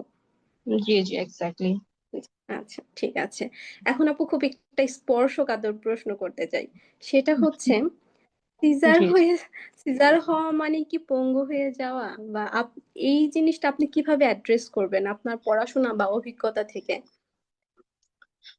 আমি খুব সম্ভবত আজকেই মনে হয় একটা ফেসবুক পোস্ট করছিলাম। আমরা আসলে আচ্ছা। আহ, মানে সিজার, একটা বাচ্চা ডেলিভারি করতে গিয়ে আমরা সিজার ভালো না নর্মাল ভালো, এই প্রশ্নটাই বা আমাদের আসলে কেন আসছে, এইটা একটা ব্যাপার। কারণ যেখানে একজন মানুষের জীবনের একটা প্রশ্ন চলে আসছে, একজন না শুধু দুইজন, দুইটা প্রাণের কথা এখানে আসছে, মা বাচ্চা দুইজনের। তাহলে আমার আলটিমেট উদ্দেশ্য বা লক্ষ্য থাকবে হচ্ছে তাদের দুজনকে সুস্থ রাখা, ভালো রাখা। তো এখানে আমি ডেফিনেটলি বলবো ন্যাচারাল অথবা নর্মাল ডেলিভারি তো অবশ্যই ভালো, যেহেতু এখানে একটা রিকভারি যে ফেজটা আছে সেটা খুব দ্রুত ফুরিয়ে যায়। আবার সিজারের ক্ষেত্রে হচ্ছে একটু সেটা সময় বেশি লাগে। তবে হুম। ডেফিনেটলি এটার আসলে কখনোই উত্তর এটা না যে সিজার মানেই পঙ্গু হয়ে যাওয়া, নো নেভার। তবে এটা হচ্ছে আপনি আফটার সিজার অথবা বিফোর সিজার, আপনার যখন প্রেগন্যান্সি চলাকালীন সময়ে আপনার যদি সঠিক তথ্য বা ইনফরমেশন জানা থাকে কিভাবে এখান থেকে একটু দ্রুত রিকভারি পেতে পারেন, খাবার দাবার যদি একটু ঠিক রাখেন, একটু আফটার ডেলিভারি যদি একটু ব্যায়াম, অথবা আপনার পুরো লাইফ স্টাইলটা কেমন হওয়া উচিত এটা নিয়ে যদি আপনার আপনার যত বেশি নলেজ থাকবে আপনি দেখবেন তত বেশি এটার সাথে কোপ আপ করতে পারছেন। সো আলটিমেট আমাদের কথা হচ্ছে সিজার মানে ডেফিনেটলি এটা খারাপ কিছু না, এটাকে এত নেগেটিভলি আসলে প্রচার প্রসার করারও কিছু নেই। আমাদের আলটিমেট টার্গেট থাকতে হবে মা বাচ্চার সুস্থতা, নর্মাল হলেও ভালো, আর ইন্ডিকেশন অনুযায়ী অথবা প্রয়োজনে যদি সিজার করা লাগতে পারে সেটাও অ্যাকসেপ্টেবল, সেটাও ভালো ডেফিনেটলি। তো এটাই বলবো আপু আমি। আচ্ছা, আমার এক্ষেত্রে মনে হয় কি, একজন মা জি যদি জানে যে সিজারিয়ানের সময় তার আসলে কোথায় যাওয়া উচিত, কোথায় সে এক্সপার্ট হ্যান্ডে তার সিজারটা করতে পারবে এবং তার সেলাইটা ভালোভাবে দেওয়া হবে, এবং আফটার সিজার সে তার সেলাইয়ের যত্নটা কিভাবে নিবে, কিভাবে সে রিকভার করবে, এইসব বিষয় সে যদি জানে এবং সঠিকভাবে অ্যাপ্লাই করতে পারে, তাহলে তার স্বাভাবিক জীবনে ফিরে আসার সময়টা দ্রুত হবে, সেই মায়ের থেকে যে এসব জানে না। নর্মাল ডেলিভারিতেও কিন্তু অনেক বাজে বাজে ইনসিডেন্ট ঘটে। এটা কিন্তু এক্সেপশনাল, এটাকে আমরা কখনো এক্সাম্পল হিসেবে কারোর সামনে প্রেজেন্ট করতে পারবো না। তো এখানে মূল কথা এটাই, সিজার হয়ে যাওয়া মানেই পঙ্গু হয়ে যাওয়া না, এখানে রিকভারিতে কিছুটা সময় বেশি লাগে, এতটুকুই। এখন আপু আরেকটা, এটাও অনেকটা স্পর্শকাতর প্রশ্নই বলা যায়, যে মিডওয়াইফ হিসেবে আপনি তো ডাক্তারদের সাথে কাজ করছেন বা করেছেন, আপনার কি মনে হয় ডাক্তাররা কারণ ছাড়াই মায়েদের সিজার করে? আচ্ছা, এটা হচ্ছে আপু আমার যদি আমি শুধুমাত্র কাজ করেছি এটার ক্ষেত্রে না বলি, আমি আসলে বিষয়টাকে একটু আহ কি বলবো ওভারঅল বলতে চাই। যেহেতু আমার কাজের ক্ষেত্রগুলো আসলে এমন ছিল যে ওখানে আমরা আসলে প্রোটোকলের বাহিরে আমরা কখনো মানে কাজ করার সেভাবে সুযোগ হতো না আর কি কারোরই।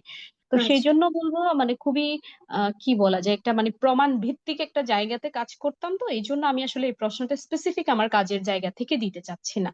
তো এটাকে আমি ওভারঅল নিয়ে আসতে চাই, এটার এক কথাই যদি আমি বলতে যাই তাহলে আমি বলবো এটাকে সরাসরি হ্যাঁ অথবা নাতে আমি আনতে চাচ্ছি না, এতে করে একেবারে ওভার সিম্পলিফাইড করা হয়ে যাবে আর কি। তো আচ্ছা। এখানে আসলে আপু অনেকগুলো ফ্যাক্টর কাজ করে। যেমন আমাদের দেশের মায়েরা কি করছে, আমার এখন একজন হচ্ছে কনসালটেন্ট দিয়েই আমার ডেলিভারিটা করতে হবে, একজন প্রফেসরকে দিয়েই আমি ডেলিভারি করব। আবার অনেক সময় আমাদের দেশে তো এখন বর্তমানে কি হচ্ছে, অহরহ প্রাইভেট ক্লিনিক গুলো আসছে। তো এখানে হুম। প্রাইভেট ভিত্তিক ম্যানেজমেন্ট ডেফিনেটলি একটু ডিফারেন্ট হবে, এটা সবাই আমরা বুঝতে পারছি। তারপরে যেটা বললাম যে আমরা কনসালটেন্ট খুঁজছি, আমরা প্রফেসরদের খুঁজছি, ডেফিনেটলি ভালো আমরা যদি ওনাদেরকে পেয়ে থাকি, তবে আমাদের দেশের রেশিওটা দেখেন, আমাদের কতজন আমরা সার্ভিস নিতে যাব আর কতজন হচ্ছে আমাদের নার্স ডাক্তার মিডওয়াইফ আছে।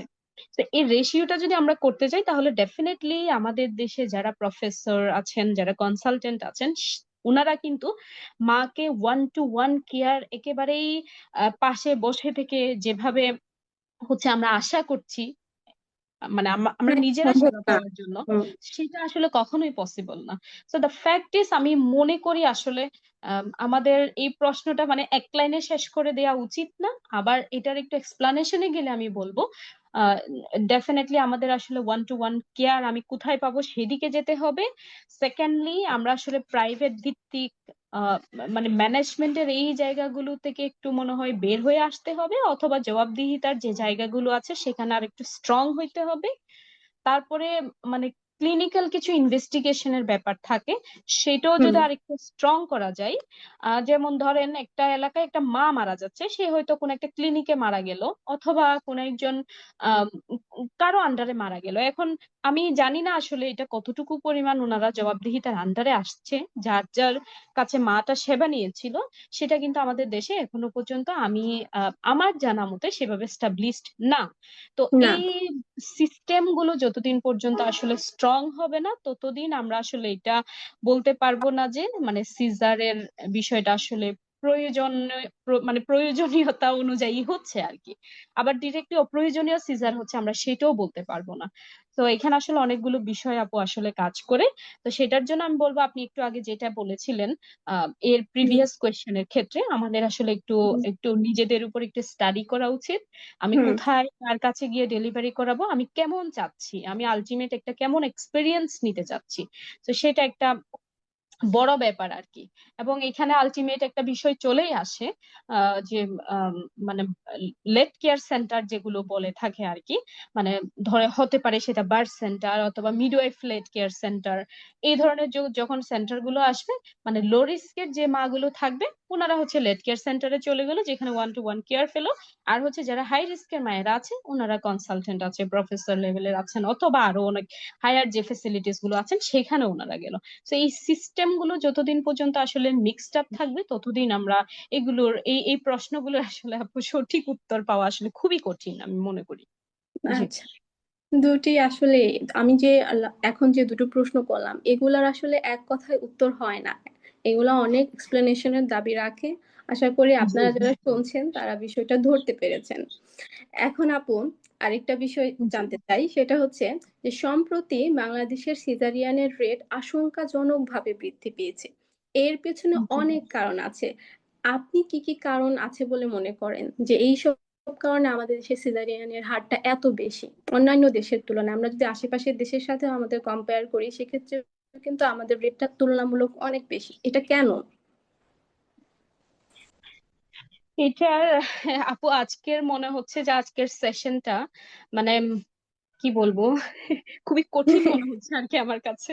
হ্যাঁ, আমি হ্যাঁ, আসলে যাই কঠিন হোক। সব প্রশ্ন নিয়ে আজকে আপনার সামনে হাজির হয়েছি। এই প্রশ্নগুলো আমাদের সবার মনে খচখচ করে। আমরা ওভাবে ডিরেক্ট কোনো অ্যান্সার পাই না, বা নানা জায়গা থেকে নানাভাবে নানা পার্সপেক্টিভ থেকে উত্তরগুলো শুনে আমরা নিজেদের একটা হযবরল অবস্থার মধ্যে পড়ে গিয়েছি। তো এই জন্যই আপনি যেহেতু একজন ন্যাচারাল বার্থ ওয়ার্কার, একজন মিডওয়াইফ, আপনার হাতে অসংখ্য বেবির জন্ম হয়েছে, তো আপনার কাছ থেকে আমরা এই জিনিসগুলো শুনতে চাচ্ছি যে আপনি আমাদেরকে একটা ক্লিয়ার একটা উত্তর দেন, যেখানে আমরা স্যাটিসফাই হতে পারি যে না, এই কারণেই এইসব হচ্ছে, বা এটা করলে আমরা এইসব বিষয়গুলো এড়িয়ে চলতে পারবো। আচ্ছা, শুরুতেই আপু আমি যেটা বলতে চাচ্ছি সেটা হচ্ছে আমাদের দেশে আসলে আমরা উইমেন এম্পাওয়ারমেন্ট যে ব্যাপারটা আছে এটাকে আসলে কেমন জানি একটু মনে হচ্ছে ডিসেন্ট্রালাইজ করে ফেলি অনেক সময়। উইমেন এম্পাওয়ারমেন্ট বলতে আমরা যেটা বুঝাই সেটা একটা স্পেসিফিক কর্নারে নিয়ে ফেলে রাখি, কিন্তু আমি একটু যখন চিন্তা করব, আমি একজন মেয়ে বা মা, আমি প্রেগনেন্ট হব, আমি বাচ্চা জন্ম দিব, এই জায়গাগুলোতে দেখবেন আমার কোনো ধারণা থাকে না। আমি কোন হাসপাতালে যাব সেটাও আমি জানি না, কোন ডাক্তারের কাছে আমি যাব সেটাও জানি না, কোথাও মিডওয়াইফ আছে কিনা সেটাও আমি জানি না। আবার যখন আমার আমার শরীরকে নিয়ে কেউ কোনো ডিসিশন নিবে, সেটা কেন নিচ্ছে, এটার পিছনে কারণ কি সেটাও আমি জানি না। সো দ্য ফ্যাক্ট ইজ, আমাকে আগে জানতে হবে। এবং এই জায়গাতে আমি জানি না আমাকে আজকে কতজন শুনছেন খেয়াল করিনি। তো এবং আমি আশা করি যে আমাদের দেশের যে সকল মায়েরা আছে তাদের আশেপাশে যারা আছে, আই মিন বিশেষ করে ফ্যামিলি মেম্বার, সোসাইটিতে যারা নীতি নির্ধারকরা আছেন, ওনারা এই বিষয়গুলোতে একটু মাকে হেল্প করবেন, যে তার বডি সম্পর্কে ডিসিশন জানার অধিকার সে যেন প্রথমেই রাখে। হ্যাঁ। তো হুম। ফার্স্ট অফ অল আমি বলবো জানার কারণে আসলে এই ধরনের মানে সিজারের হারটা বাড়ছে। আমি জানছি না আমাকে কখন হাসপাতালে যেতে হবে, আমি এমন অবস্থায় যাচ্ছি যেখানে হয়তো আমি বাচ্চা হাসপাতালের ভেতর ঢুকতে ঢুকতে আমার বাচ্চাটা ডেলিভারি হয়ে গেল। তাহলে আমি যখন একটা আনসাপোর্টেড একটা ডেলিভারি আমি করাতে গেলাম, তখন আমার কি হলো? এখন আসলে খুবই একটা সেন্সিটিভ প্রশ্ন থাকে যে ইপিসিওটমি অথবা টিআর হয়ে যাওয়া অতিরিক্ত পরিমাণে, সেটা আমার হবে ডেফিনেটলি, তাই না? তো এখন এটার পরবর্তীতে এসে আমি আবার বলছি এই টিয়ার হওয়া বা ইপি দেওয়ার চাইতে আমার সিজার ভালো ছিল। তো আপু আমি প্রথমে আসলে একটা লাইনে যদি বলতে চাই, মায়েদেরকে বেশি বেশি করে জানতে হবে, ফ্যামিলি মেম্বারসদেরকে বেশি বেশি জানতে হবে, তাদেরকে জানতে হবে কখন কোন ডিসিশন কেন নিচ্ছি আমরা, কি কারণে নিচ্ছি। হুম, এটা একটা প্রথম বিষয়। সেকেন্ডলি, অনেকে মনে করে সিজার করাইলেই কিন্তু সেফ, আমি মানে সিজার করলে আমি কোনো ব্যথা পাবো না, আমার বাচ্চার কোনো কষ্ট হবে না। এই ধরনের একটা কিন্তু মিসকনসেপশন আমি দেখেছি অনেক মায়েদের ক্ষেত্রে, সেটা একেবারেই লোয়ার ক্লাস থেকে আপার ক্লাস পর্যন্ত সব ধরনের মায়েদের মধ্যে এই ধরনের একটা আমি মিসকনসেপশন দেখেছি আর কি। এছাড়া মানে তারপর হচ্ছে মিডওয়াইফের পরিমাণ আমাদের দেশে অনেক কম, আমরা যেহেতু অন্যান্য দেশের কথা বলছি। আপনি দেখবেন হুম। অন্যান্য দেশগুলোতে বার্থ সেন্টার আছে, মিডওয়াইফ লেড কেয়ার সেন্টার আছে, যেখানে তারপর হচ্ছে হোম বার্থ প্র্যাকটিস আছে, যেটা আমাদের দেশে এখনো পর্যন্ত সেভাবে অ্যালাউড না, হোম বার্থ যেটা। এটা আসলে ভিন্ন আলোচনা। তবে আমাদের দেশে কিন্তু সেটা নাই, যে একটা মা তার মতো একটা পরিবেশে থেকে ন্যাচারালি নর্মাল ওয়েতে খুবই কমফোর্টেবল একটা এনভায়রনমেন্টে ডেলিভারি যে করবে, সেটার সুযোগ আমাদের দেশে তেমন একটা নাই। সব সময় একটা প্যানিক কাজ করে, সবসময় প্যানিক হয়ে থাকে সবাই। তো এই যায় এই বিষয় অনেকগুলো ফ্যাক্টর আসলে আপু এখানে কাজ করে। প্রথমত তাহলে আমাকে আমাকে জানতে হবে, সেই জানার ভুলের কারণে, না জানার কারণে এটা হয়ে থাকে। কোথায় কার কাছে ডেলিভারি করাবো সেটার একটা ভুল সিদ্ধান্ত অনেক সময় হয়ে থাকে, যে আমি এই হাসপাতালে ডেলিভারি করাবো যেখানে আমি শুনেছি যে অনেক নর্মাল ডেলিভারি হয়, আবার আমি ওখানে ডেলিভারি করাবো যেখানে আমি শুনেছি অনেক ভালো সেবা দেয়। নো, আমি শুনবো না, আমি নিজেকে রিসার্চ করতে হবে, দেখতে হবে, জানতে হবে সেখানকার ব্যাপার নিয়ে। এছাড়া ফ্যামিলি মেম্বারদের কিছু ব্যাপার থাকে যেটা আমার হচ্ছে জানার ব্যাপারেও চলে আসলো, আনসাপোর্টিভ এনভায়রনমেন্ট থাকে। আপনি একটা মা হয়তো ব্যথার কারণে উনি হয়তো শাউট করছে, উনি হয়তো এটা ওটা বলছে, কিন্তু এটা ফ্যামিলি মেম্বার নিতে পারছে না, না আমার মেয়ে প্রচুর ব্যথা হচ্ছে, বা কেউ শাশুড়ি এসে বলছে না আমার বউয়ের অনেক ব্যথা হচ্ছে, সে আর নিতে পারবে না, এখন সিজারে চলে যাও। মানে যে কোঅপারেশনের যে একটা জায়গা আছে, ফ্যামিলি মেম্বার এবং যারা একটা হাসপাতালে কাজ করছেন ওনাদের সাথে, নার্স হতে পারে, মিডওয়াইফ হতে পারে, ডাক্তার হতে পারে, এই যে খোলামেলা একটা সাপোর্টিভ এনভায়রনমেন্টে তাদের একে অপরের সাথে যে একটা কোঅপারেশন থাকার কথা, সেটা হচ্ছে না। তারপরে আরেকটা যেটা বললাম, হসপিটালে আসে লেটে, অথবা হসপিটাল বলেন বা যে কোনো বার্থ সেন্টারে আসতেছে কিন্তু ইদানিং অনেক লেটে। বাসায় হয়তো বা ট্রায়াল করছে অদক্ষ কারো দ্বারা, হয়তো বা দায় দিয়ে ট্রায়াল করাচ্ছে, কিন্তু আলটিমেটলি ডেলিভারিটা হলো না। তারপর হচ্ছে হাসপাতালে আসলো, যেই ডেলিভারিটা হয়তো বা কোনো কারণে ধরেন মা ইউরিন পাস করতে পারছে না, উনাকে হয়তো বা একটা ক্যাথেটার পরালে সে বাচ্চাটা সুন্দর করে হেড ডিসেন্ট হয়ে আসছে, ডেলিভারি হয়ে যেত, কিন্তু বাসায় বসে থেকে সেই ইউরিনটা আটকাই, তারপরে হচ্ছে সেটাকে অবস্ট্রাকটেড লেবার অথবা প্রলং করে দেন হাসপাতালে নিয়ে আসছে, তখন কিন্তু হাসপাতালে যারা আছে ওনাদের সিজার ছাড়া সেকেন্ড কোনো অপশন থাকে না। তো এই ওভারঅল মিলিয়ে আসলে একটা জায়গায় যদি আমরা নিয়ে আসতে চাই, সেখানে আমি বলবো জানার প্রচন্ড অভাব। এবং সেকেন্ডলি, এনভায়রনমেন্ট একটা বড় ফ্যাক্ট, সেটা ফ্যামিলি থেকে হতে পারে, সেটা হসপিটাল থেকে হতে পারে আপু। তারপরে হচ্ছে আমাদের দেশে পর্যাপ্ত পরিমাণে মিডওয়াইফদের কাজের সুযোগ এখনো পর্যন্ত সেভাবে হয়ে উঠছে না, হলেও তাদের সংখ্যা অনেক অনেক কম। এই ব্যাপারগুলো আসলে সবচেয়ে বেশি কাজ করছে বলে আমি মনে করি বাংলাদেশে।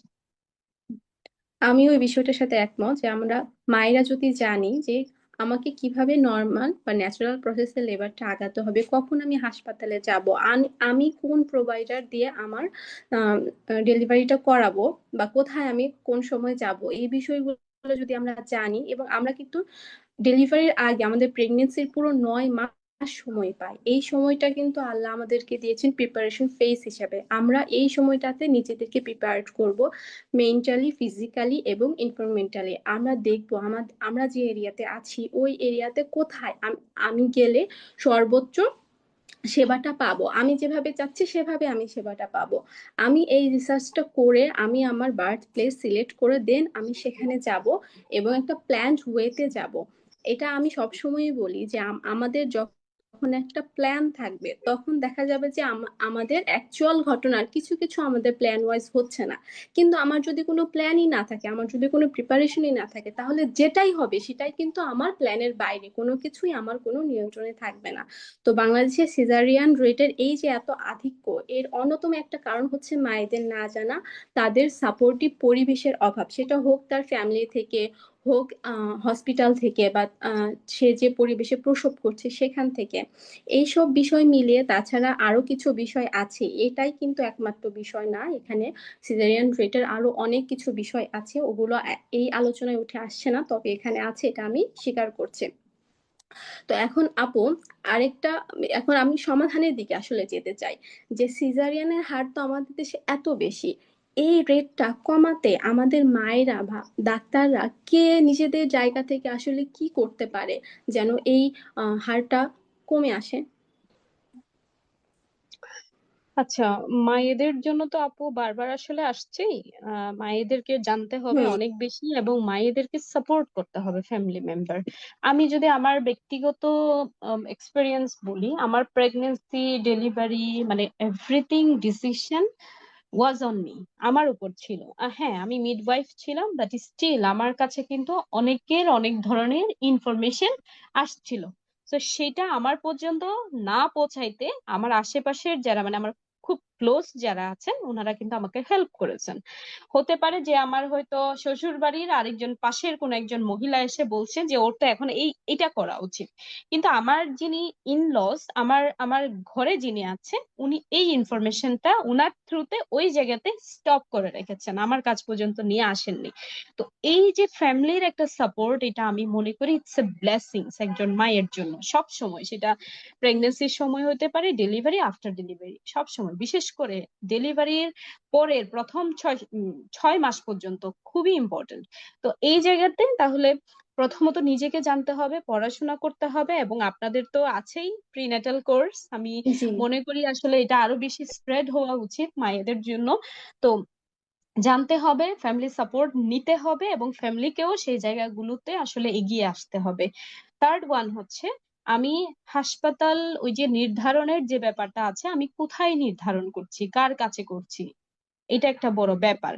এবং থাকে অনেক সময় যে ধরেন মনে হচ্ছে ডেলিভারি ডেট আজকে ছিল, আজকে এই যে ডেলিভারি হচ্ছে না কেন, এই ধরনের খুবই স্পেসিফিক এক্সাম্পলের ক্ষেত্রে বলছি আপু আমি, হচ্ছে হুম না কেন এটা বলে অনেকে অনেক প্রেসার দিচ্ছে। এই যে মাকে যে প্রেসার দিচ্ছে, উনি আসলে এই বিষয়গুলো মেন্টালি ওই সময়টাতে নিতে পারে না।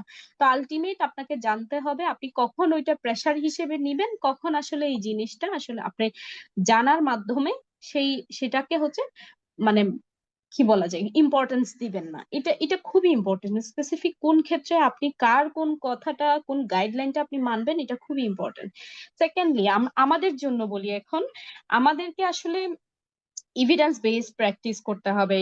এটার জন্য আসলে আমার এই 8 বছরের 8 ইয়ার্স প্লাস আমার পুরো ক্যারিয়ার লাইফের যুদ্ধটাই আসলে এভিডেন্স বেসড প্র্যাকটিসের জন্য বলতে পারেন।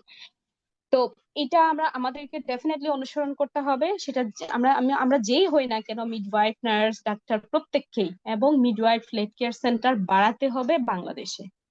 কিছু আছে খুবই অল্প পরিমাণে, তো এটাকে আরো বেশি পরিমাণে বাড়াতে হবে, যেখানে গিয়ে মায়েদের যারা রিস্ক ফ্রি যে সকল মা থাকে এবং লো রিস্কের যে সকল মা থাকে, তারা যেন ওখানে গিয়ে একটা সফট একটা এনভায়রনমেন্টে গিয়ে সেখানে ডেলিভারি করতে পারে। থার্ডলি আমি যেটা মনে করি, অডিট এবং অ্যাকাউন্টেবিলিটি বাড়াইতে হবে। প্রত্যেককে অ্যাকাউন্টেবল থাকতে হবে। যে কোনো একটা কেস, একটা অকারেন্স ঘটলো, ঘটতেই পারে, হতেই পারে এই ধরনের কেস গুলো ম্যানেজ করতে গিয়ে, কিন্তু সেটা কেন হলো, সেটার কি স্পেসিফিক কোনো কজ ছিল? তো এই সময়টাতে আসলে আমরা কি করতে পারতাম পরবর্তী কেসটা যাতে আমরা ইমপ্রুভ করতে পারি, পরবর্তী মাকে যেন আর সেম সাফারিংটা না করতে হয়। তো এই এই যে অডিট এবং অ্যাকাউন্টেবিলিটির জায়গাগুলো যদি আরেকটু স্ট্রং হওয়া যায়, তাহলে আমি মনে করি সিজারের হার ডেফিনেটলি কমবে।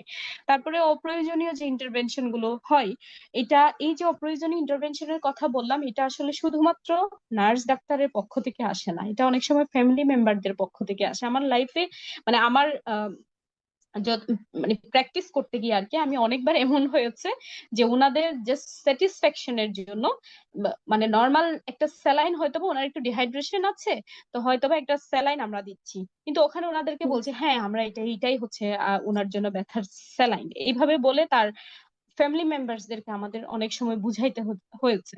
তো এটা এটা যখন আমরা করতে যাব, আলটিমেট কি হয়, ধরেন আপনি একজন ফ্যামিলি মেম্বার, এখন মিডওয়াইফ অথবা নার্সকে আপনি বারবার প্রেশারাইজ করছেন যে তাকে বেতার স্যালাইন দাও, বেতার স্যালাইন দাও, আলটিমেট এখানে কোনো ইন্ডিকেশনই নাই।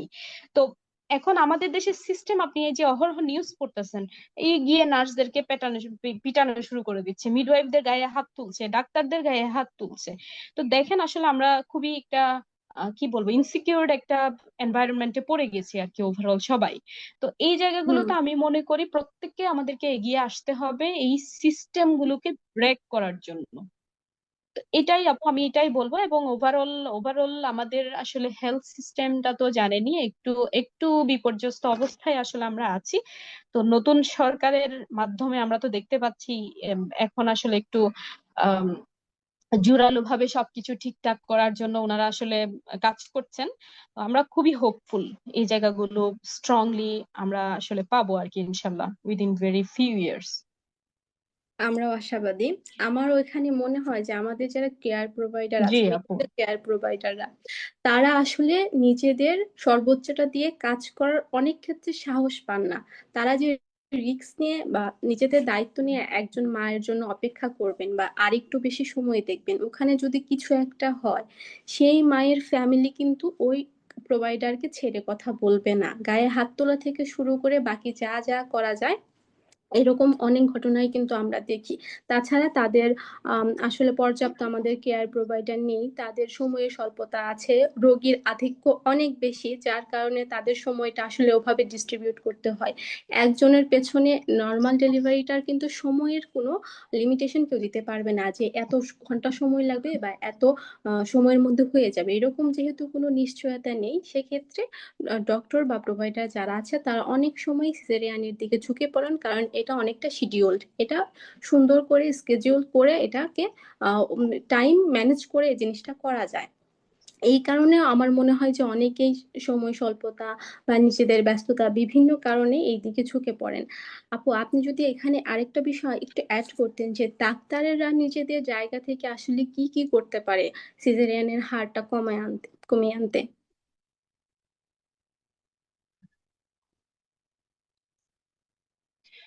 আপু এটা হচ্ছে ওই যে বললাম এভিডেন্স বেসড প্র্যাকটিসটা করতে হবে। আমার কখন সিজার দরকার সেই ইন্ডিকেশনটা আমি মেনটেন করছি কিনা এটা অবশ্যই দেখতে হবে। এটাই আমি মনে করি সবচেয়ে বড় কারণ বর্তমানে। আম, আরেকটা হচ্ছে আমাদের, আমি মনে করি আর কি, আমার ব্যক্তিগত দিক দিয়ে আমার কাছে যেটা মনে হয়েছে এই ধরনের সেটিংসে কাজ করতে গিয়ে সেটা হচ্ছে প্রত্যেকটা হাসপাতাল, সেটা প্রাইভেট হোক গভর্নমেন্ট হোক, প্রত্যেকটা জায়গায় যদি মিডওয়াইফরা কাজ করার সুযোগ পায়, অথবা এই যে কোলাবোরেশনে যে কাজ করা না, মিডওয়াইফ এবং ডাক্তার ওয়ান টু ওয়ান হুম। কেয়ার দিবে মিডওয়াইফরা, কমপ্লিট লেবার সাপোর্ট দিবে মিডওয়াইফরা, এবং এখানে মিডওয়াইফ যদি মনে করে ডাক্তারের হস্তক্ষেপ দরকার অথবা সেই কেসটা মিডওয়াইফকে দিয়ে ম্যানেজ করা পসিবল হচ্ছে না, এটা এখন ডাক্তার লাগবে আমার এখন, দেন হচ্ছে ডাক্তারকে ডাকা। আই মিন যে একটা সুন্দর একটা সিস্টেম যেটা আমরা অন্যান্য দেশে দেখে থাকি, এবং আমাদের দেশে আলহামদুলিল্লাহ অনেক জায়গায় এটা হচ্ছে খুবই সুন্দর মতো এস্টাবলিশড আছে।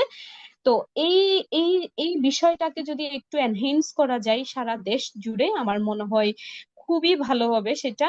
কারণ ওই যে বললাম আমাদের দেশে ডাক্তারদের যে কাজের চাপ সে অনুযায়ী কিন্তু উনি চাইলেই, এটা কখনোই পসিবল হয় না, উনি চাইলেই কিন্তু সবসময় ওয়ান টু ওয়ান কেয়ারটা মাকে এসে উনি দিতে পারবেন না, কমপ্লিট অবজারভেশনে উনি মাকে রাখতে পারবেন না। সেই ক্ষেত্রে মিডওয়াইফদের সাথে যদি কোলাবোরেশন করে কাজ করা যায় আমার মনে হয় খুবই ভালো হয়।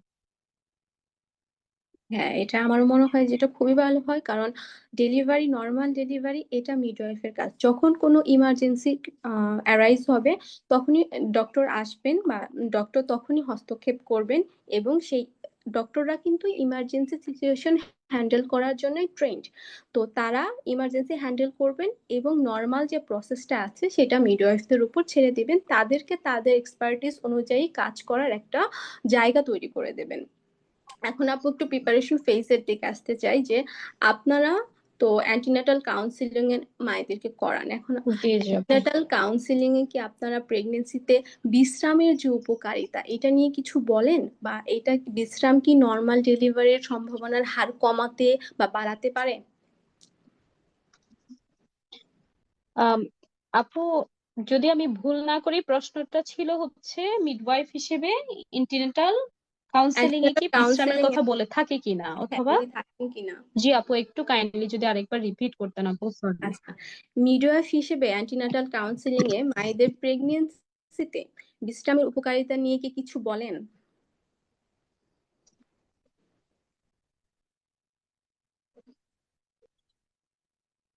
জি জি আপু, ডেফিনেটলি এখানে হচ্ছে অবশ্যই অ্যান্টিনেটাল কাউন্সেলিং এ যখনই মিডওয়াইফরা সুযোগ পায় অথবা মিডওয়াইফরা যখন বলে তখন বিশ্রামের কথাটা মাস্ট থাকে। আপনি ওনাদেরকে বলা হয় আপনি রাতের বেলা মিনিমাম 6 থেকে 8 ঘন্টা আপনি ঘুমাবেন, পাশাপাশি দুপুরবেলা এসে 2 ঘন্টা আপনি বিশ্রাম নেবেন। এছাড়া আমাদের দেশের মায়েদের একটা মানে একটা, আমি জানি না এই ধরনের কনসেপশন কিভাবে চলে আসছে, ওনারা মনে করেন যে সব সময় কাজ করে করে থাকলে মানে আম, শুয়ে বসে না থেকে সব সময় যদি দৌড়ঝাঁপের মধ্যে থাকে তাহলে হচ্ছে নর্মাল ডেলিভারি হতে পারে। তো এই ধরনের একটা ফ্যাক্ট ওনাদের মধ্যে কাজ করে। এটা আসলে আমি বলবো ইটস কমপ্লিটলি রং।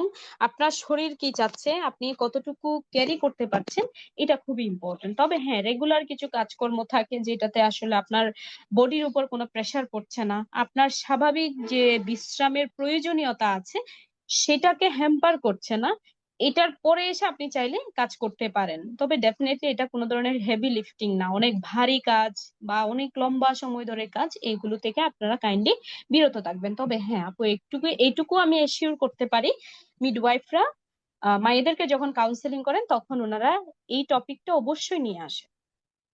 আচ্ছা, আমারও মনে হয় যে প্রেগনেন্সিতে বিশ্রাম এবং অ্যাক্টিভিটি এই দুটো বিষয়ের ব্যালেন্স করে চলা উচিত। খুব বেশি বিশ্রাম নেওয়া যেমন এখন মায়ের এটা শরীরের উপর ডিপেন্ড করবে। কারো যদি হাই রিস্ক প্রেগনেন্সি থাকে সে তো বেড রেস্টে থাকবে, কিন্তু যার নর্মাল স্বাভাবিক হেলদি প্রেগনেন্সি সে তার অ্যাক্টিভ থাকার পাশাপাশি তাকে কিন্তু মিনিমাম যতটুকু বিশ্রাম নেওয়া উচিত ততটুকু কিন্তু তাকে নিতে হবে।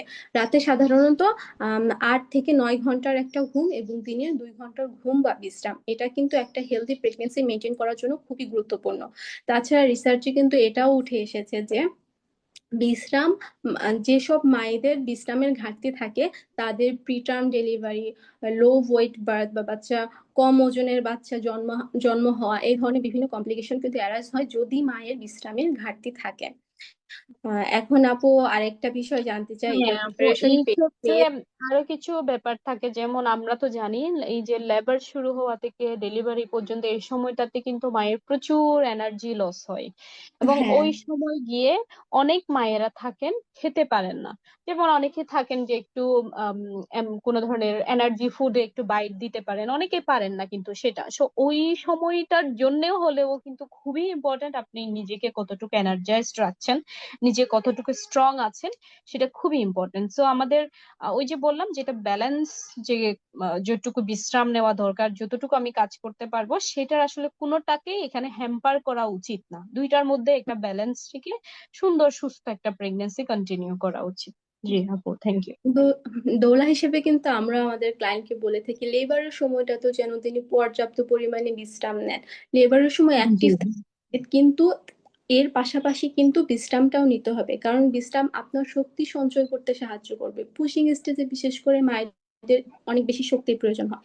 একজন এক্সস্টেড মা কিন্তু ওভাবে পুশ করতে পারবে না যতটা একটা রিল্যাক্সড মা করতে পারবেন। তো বিশ্রাম, তাছাড়া আফটার ডেলিভারি একজন নিউবর্নের যত্ন নেওয়ার ক্ষেত্রেও কিন্তু মায়েদের অনেক বেশি স্ট্রেসফুল একটা সময় যায়, রাত জাগা, ব্রেস্ট ফিডিং, নিউবর্নের কেয়ার সব মিলিয়ে কিন্তু মায়ের অনেক বেশি তখন জেগে থাকতে হয় বা কষ্ট করতে হয়। তো দেখা যায় প্রেগনেন্সিতে যদি মায়েরা একটু বেশি বিশ্রাম বা যতটুকু তার প্রয়োজন অতটুকু নিতে পারেন, ওই সময়টাতে ধকলটা কিন্তু একটু হলেও কম মনে হয়। এখন আসবো আপু, বিশ্রাম নিয়ে তো কথা বললাম, এখন আসবো খাওয়া দাওয়া নিয়ে। খাওয়া দাওয়া এবং সাপ্লিমেন্ট নিয়ে আপনি আসলে কি বলতে চান? এটা নিয়েও আমাদের অনেকগুলা মিথ আমাদের সমাজে প্রচলিত আছে। এই বিষয়গুলা কি নর্মাল ডেলিভারির নিশ্চয়তা দিতে পারে? হ্যাঁ, খাওয়া দাওয়ার ব্যাপারে আসলে অনেক ধরনের মিথ তো এখানে কাজ করে। অনেকে বলেন কম খাও, অনেকে বলেন বেশি খাও। তো এটার ক্ষেত্রে আমি বলবো আমাদের তো একটা ব্যালেন্স ওয়েট বাড়ানোর একটা ব্যাপার আছে, তাই না আপু? তো এই হ্যাঁ। ক্ষেত্রে আমরা বলি যে ফুল প্রেগনেন্সিতে আপনাকে হচ্ছে 9 থেকে 11 কেজি ওয়েট বাড়াতে হবে, যদি আপনি কোনো কারণে আগে থেকে ওভারওয়েট না হয়ে থাকেন। তো এখন প্রশ্ন হচ্ছে, খাবার সবসময় ডিরেক্টলি আপনাকে এই খাবার খেলেই আপনার নর্মাল ডেলিভারি হয়ে যাবে এই ধরনের কোনো ব্যাপার নাই। তবে আপনার শরীরকে পুষ্টির যোগানোর জন্য আপনার অবশ্যই একটা হেলদি ডায়েট মেনটেন করা উচিত বলে আমি মনে করি। যেমন আমার ধরেন এখন শরীরে আমার যা আছে, সেই অবস্থায় যদি আমি একটা বাচ্চা ক্যারি করি, সেই বাচ্চা কিন্তু তার যতটুকু দরকার সেটা আমার থেকে টেনে নিয়ে যাবে। হুম। হ্যাঁ, আর যতটুকু প্রয়োজন। এখন তাহলে ঘাটতি থেকে গেল আমার কাছে। তো আমি যদি এখন ওইটুকু আমার যে খাবার, সেটা যদি আমি এখন মানে মেনটেন না করি, তাহলে সে কি করবে, আমি যেটা খাবো আবার সেটা আবার সে টেনে নিয়ে যাবে। তো দ্যাট মিনস আমাদেরকে কেয়ারফুলি এটা কনসিডার করতে হবে। এখন আমি একটা বেবি ক্যারি করছি, তার ডেভেলপমেন্টটা পুরোটা যেমন ইম্পর্টেন্ট, ঠিক একইভাবে আমার সুস্থতাটাও খুবই ইম্পর্টেন্ট। পাশাপাশি ওয়েট যে বাড়ানোর কথা আমরা বলি, ওয়েটটা তো আসলে এমনি এমনি বাড়বে না, আমাকে খেতে হবে, এবং সেটা আহ হুম। স্বাস্থ্যকর খাবার, যেখানে হয়তো একটু প্রোটিনের পরিমাণটা আপনি বেশি রাখলেন, ফাইবারটা রাখলেন। কার্বোহাইড্রেট আপনি চাইলে আপনার মতো করে আপনি খেতে পারেন। কার্বোহাইড্রেট যে আপনাকে ডাবল প্লেট করে খেতে হবে, যেটা আমাদের সমাজে আসলে এখন প্রচলিত। আপনি ভাত আগে 1 প্লেট খেতেন, এখন আপনাকে 2 প্লেট ভাত খেতে হবে যাতে করে আপনার বাচ্চা সেটা পায়। আসলে ব্যাপারটা তেমন না। আপনি কার্বোহাইড্রেটের পরিমাণটা আপনি আপনার মতো নিতে পারেন, যতটুকু নেওয়া যায়। তবে আপনাকে প্রোটিনের পরিমাণ বাড়াই দিতে হবে, ফাইবার বা অন্যান্য যে পুষ্টিকর খাবারগুলো আছে সেটা আপনাকে বাড়াই দিতে হবে। তো এখন এটার সাথে সরাসরি এই খাবারগুলো খেলে আপনার নর্মাল ডেলিভারি হয়ে যাবে না, তবে এগুলো অবশ্যই অবশ্যই একটা সহায়ক ভূমিকা পালন করে আপনার নর্মাল ডেলিভারির দিকে যাওয়ার জন্য। কারণ আপনি যত হেলদি থাকবেন, আপনি প্রেগনেন্সিটাকেও হেলদি ওয়েতে আপনি মেনটেন করতে পারবেন, এবং ডেলিভারির সময়ও আপনি কিন্তু সেভাবে কনফিডেন্ট থাকবেন। কারণ একটা শরীর খুবই দুর্বল অবস্থায় ওনার লেবার পেইন স্টার্ট হলে এই সময়টাতে কিন্তু আপনি ব্যালেন্স করতে পারবেনই না, যেটা আপু এর আগের প্রশ্নে অলরেডি বলেছেন। তো এই যে বিশ্রামের কথা যে আমরা বললাম, বিশ্রামের পাশাপাশি খাবার দাবারও কিন্তু খুবই ইম্পর্টেন্ট প্রেগনেন্সিতে আপনার একটা সুস্থ ডেলিভারি জন্য। এবং পরবর্তীতে যে ব্রেস্ট ফিডিং এর যে পিরিয়ডটা আছে, স্পেশালি প্রথম 6 মাস খুবই টাফ। এটা কিন্তু প্রেগনেন্সির চেয়েও ডাবল একটা ধকল আপনার উপর দিয়ে যাবে, হ্যাঁ। এবং সেটার প্রিপারেশন আপনাকে আগে থেকেই শুরু করতে হবে। এবং আগে যদি আপনি স্ট্রং থাকেন, আগে যদি আপনি ব্যালেন্সড ওয়েতে থাকতে পারেন, পরবর্তীতে আপনি কোনোখানে যদি একটু ইমব্যালেন্সড হয়েও যায়, সেটা কিন্তু আলটিমেট আপনি আহ বলা যায় যে এটাকে কাভার আপ করে নিয়ে আসতে পারবেন ইনশাল্লাহ। জি আপু। আচ্ছা আপু, সাপ্লিমেন্ট নিয়ে কি বলতে চান? এটা আসলে আমাদের হ্যাঁ, কিভাবে দেখা সাপ্লিমেন্ট, উচিত? হ্যাঁ সরি আমি আসলে মিস করেছিলাম। সাপ্লিমেন্ট আসলে আমি বলবো খুবই ইম্পর্টেন্ট। কারণ সাপ্লিমেন্ট বলতে আমরা নর্মালি বুঝাই কি, যে আয়রন, ক্যালসিয়াম, ফলিক অ্যাসিড, এইগুলো তো, তাই না? তো এই যে ফলিক অ্যাসিডটা হ্যাঁ। আমরা কেন দিই, তা কি বাচ্চার যে নিউরোলজিক্যাল যে ডেভেলপমেন্ট আছে শুরুতেই, তার হচ্ছে ব্রেইনের যে ডেভেলপমেন্ট আছে, এই জায়গাটাতে কোনো যেন প্রবলেম না হয়, সেটার কারণে আমরা ফলিক অ্যাসিডটা দিয়ে থাকি। তো এখানে আসলে এই এই সাপ্লিমেন্টটা নিলে আপনার বাচ্চার ওজন বেড়ে যাবে এই ধরনের কোনো ব্যাপার নাই। অহরহ আপনার হচ্ছে রিসার্চ আছে, এগুলো একটু আপনারা মাঝে মধ্যে একটু সার্চ করে দেখবেন কেন হচ্ছে এই ধরনের খাবার দাবার খাওয়ার কথা বলছে, কেন এই সাপ্লিমেন্টের কথা বলছে। এছাড়া আসে আমরা আয়রন ক্যালসিয়াম। আয়রন ক্যালসিয়াম, ওই যে বললাম আমরা যে খাবারের কথাটুকু বললাম, এটা অনেক সময় দেখা যাচ্ছে আমি যে পরিমাণ খাবার খাচ্ছি সেই খাবার থেকে আমার যতটুকু মানে আয়রনের অভাব আছে, অথবা আয়রন যেটুকু পরিমাণ আমার শরীরে দরকার, ক্যালসিয়াম যতটুকু দরকার, সেই খাবার থেকে আমরা সেটা নিতে পারি না, যার কারণে আলাদা করে কিছু সাপ্লিমেন্ট এখানে অ্যাড করতে হয়, যাতে করে আপনি স্বয়ং সম্পূর্ণভাবে সেই আপনার যে প্রয়োজনটুকু আছে শরীরের, প্রেগনেন্সিতে মা এবং বাচ্চা দুইজনেই সুস্থ থাকার জন্য, সেই কারণে এখানে সাপ্লিমেন্টটা দিয়ে থাকেন, অথবা আপনার নেওয়া এখানে জরুরি। এবং এই সাপ্লিমেন্ট খেলে কোনোভাবেই বাচ্চার ওজন অনেক বেশি হয়ে যাবে না। হ্যাঁ। তো ওই যে প্রেগনেন্সিতে একটু আগে বললাম, আপনারা যদি মনে করেন যে বাচ্চার ওজন অনেক বেড়ে যাচ্ছে, এটা এখন আল্ট্রাসোনোগ্রাম করলে ইজিলি বোঝা যায়, সেই ক্ষেত্রে আপনার কার্বোহাইড্রেটের পরিমাণটা কমাই নিয়ে এসে প্রোটিন বা অন্যান্য যে খাবার, পুষ্টিকর খাবার আছে সেটা বাড়িয়ে দিবেন, তাহলে হয়ে যাবে। সেটা এগুলো এই সব বিষয় আসলে ব্যালেন্স করার কিছু ওয়েও আছে।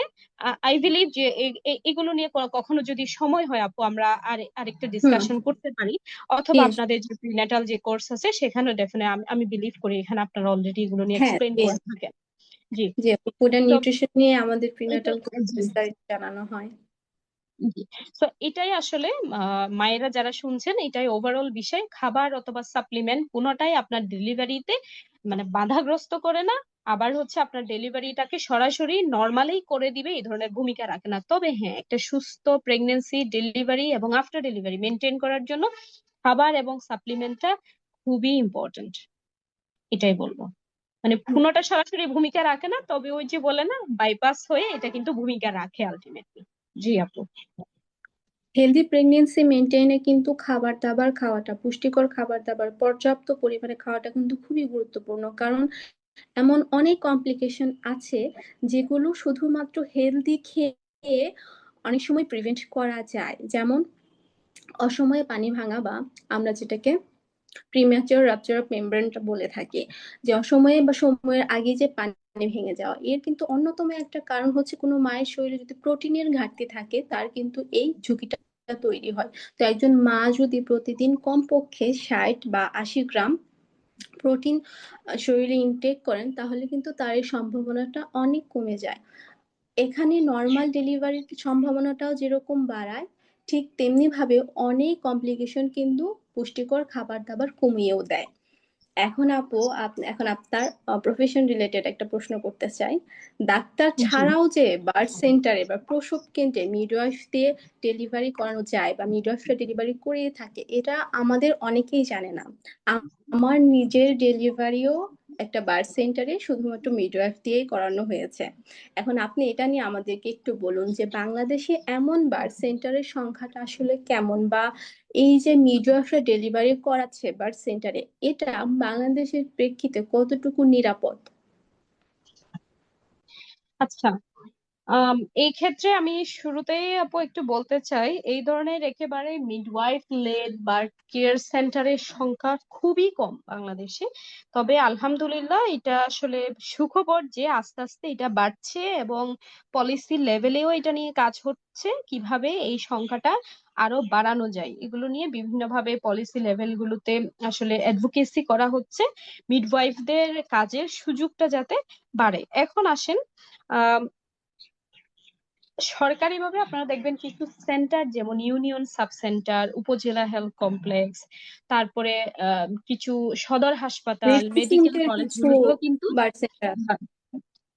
হ্যাঁ আপু, যেটা বলছিলাম ওই জায়গাগুলো তো আসলে মিডওয়াইফরা কাজ করে, এবং অনেক সময় মিডওয়াইফদের যে মিডওয়াইফারি যে লেট কেয়ার আছে, এটা অনেক সময় ওনারা সেখানে ভূমিকা রাখতে পারেন, যেটা আপু একটু আগে আমরা বলছিলাম যে ডাক্তার মিডওয়াইফের যে জি। কোলাবোরেশন সেটা কিন্তু ওই জায়গাগুলোতে করতে পারে। এখন এই যে বার্থ সেন্টার গুলো, বার্থ সেন্টার গুলো কিন্তু বলছিলাম যে খুবই অল্প সংখ্যক এখন বাংলাদেশে আছে, কিন্তু কিছু কিছু এনজিও এবং ওই যে সরকারি লেভেল এবং পলিসি লেভেল থেকেও ইনশাল্লাহ কাজ হবে এবং হচ্ছে সেটা বাড়ানোর জন্য। এবং নিরাপদের ক্ষেত্রে যদি আমি বলি, আমরা যে প্রোটোকল অথবা যে ইভিডেন্স আছে, যেমন কখনো যদি আপনি কোনো ধরনের ইমার্জেন্সি দেখেন, কোনো প্রবলেম অ্যারাইজ হচ্ছে, সেই ক্ষেত্রে আপনি মাটাকে অন্য জায়গায় রেফার করবেন। আই মিন এখানে একটা পুরো একটা সিস্টেম অথবা একটা প্রোটোকল ডেভেলপ করা আছে, কতক্ষণ পর্যন্ত সেই মাকে আপনি আপনার কাছে রাখতে পারবেন, অথবা কোন মাকে আপনি সেবা দিবেন, কোন মাকে আপনি সেই সেন্টারে রেখে পুরো সার্ভিস দিতে পারবেন, সেটা আসলে প্রোটোকল ওয়াইজ থাকে। তো সেক্ষেত্রে আমি বলবো হ্যাঁ অবশ্যই এখানে নিরাপদ, তবে সব জায়গায় আসলে এই ধরনের কেসগুলোর ক্ষেত্রে বলা যায় না যে আপনি 100% ওখানেই থাকেন, ওখানেই থাকলেই নিরাপদ। এই ধরনের আমি আসলে কোনো কিছু বলতে চাচ্ছি না, কারণ যে কোনো সময় যে কোনো বিপদ হতে পারে, সেটা আমাদেরকে একটু বুঝতে হবে, আমাদেরকে একটু সেই জায়গাগুলোতে কোঅপারেট করতে হবে।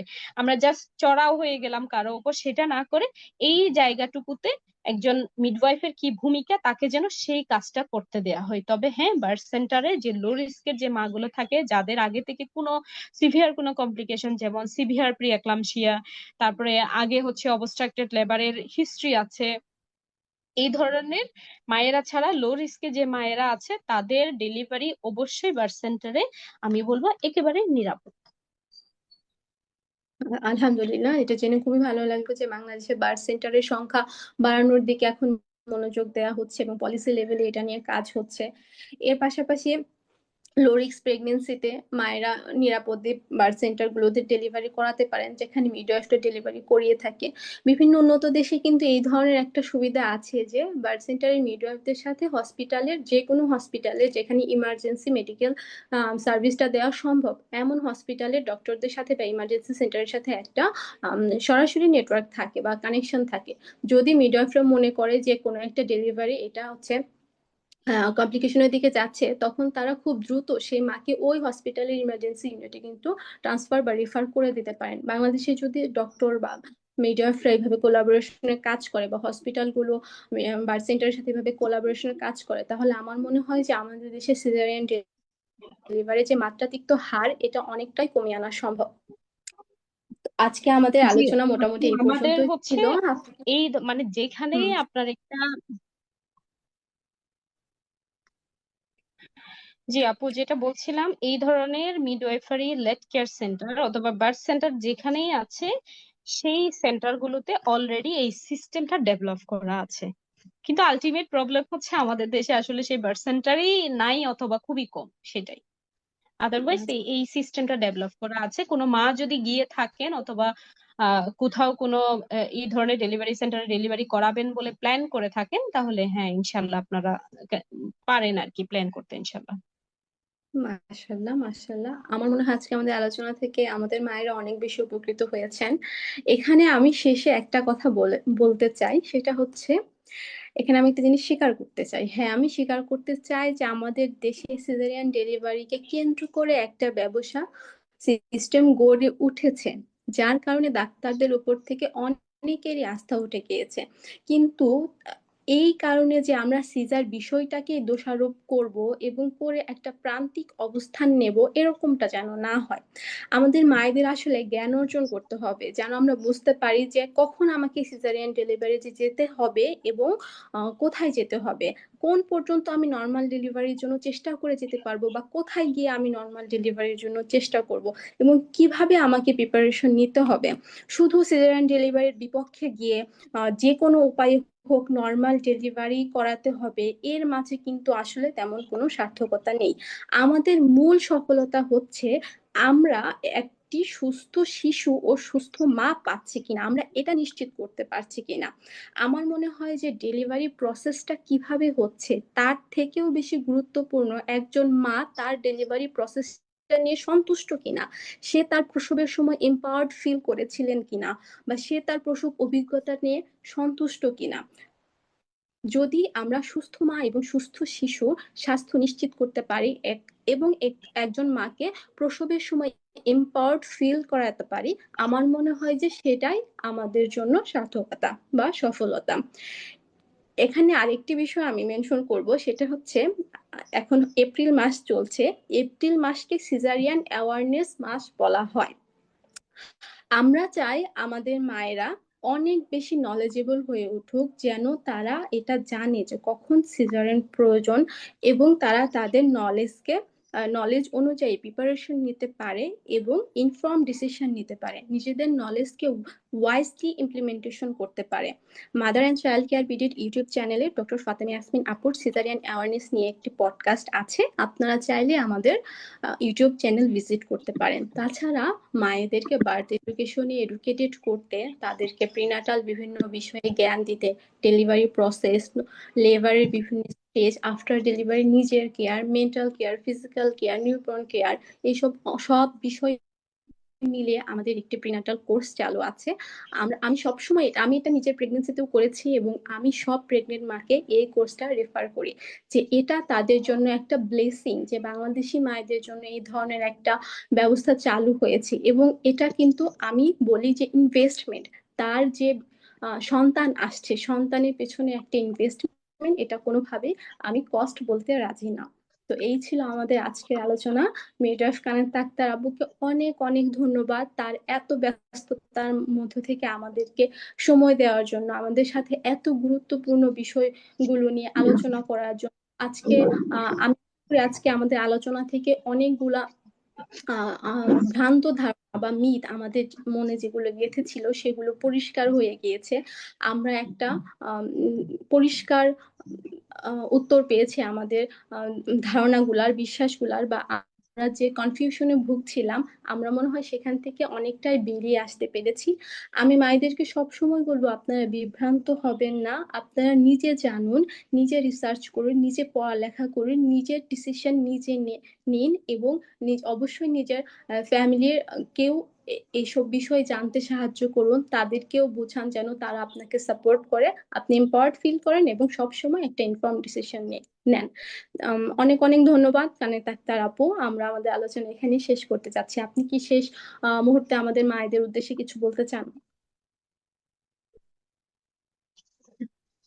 থ্যাংক ইউ আপু ফর দ্য অপরচুনিটি। আমি আসলে মায়েদেরকে বেশি বেশি রিচ করতে ভালোবাসি, ভালো লাগে। এই ধরনের কনফিউশন গুলো দূর করতে যদি কোনোভাবে একটু ভূমিকা রাখতে পারি। দিন শেষে আসলে আমার একটাই কথা, সেটা হচ্ছে আমি সেফ আছি কিনা, আমার বাচ্চাটা সেফলি হলো কিনা, আমি ফাইনাল একটা এক্সপিরিয়েন্স, ভালো একটা এক্সপিরিয়েন্স পেলাম কিনা, সন্তুষ্ট কিনা আমি, আমার হচ্ছে আমি সম্মান বোধ করেছি কিনা, এম্পাওয়ার্ড ফিল করেছি কিনা, সেটা খুবই ইম্পর্টেন্ট।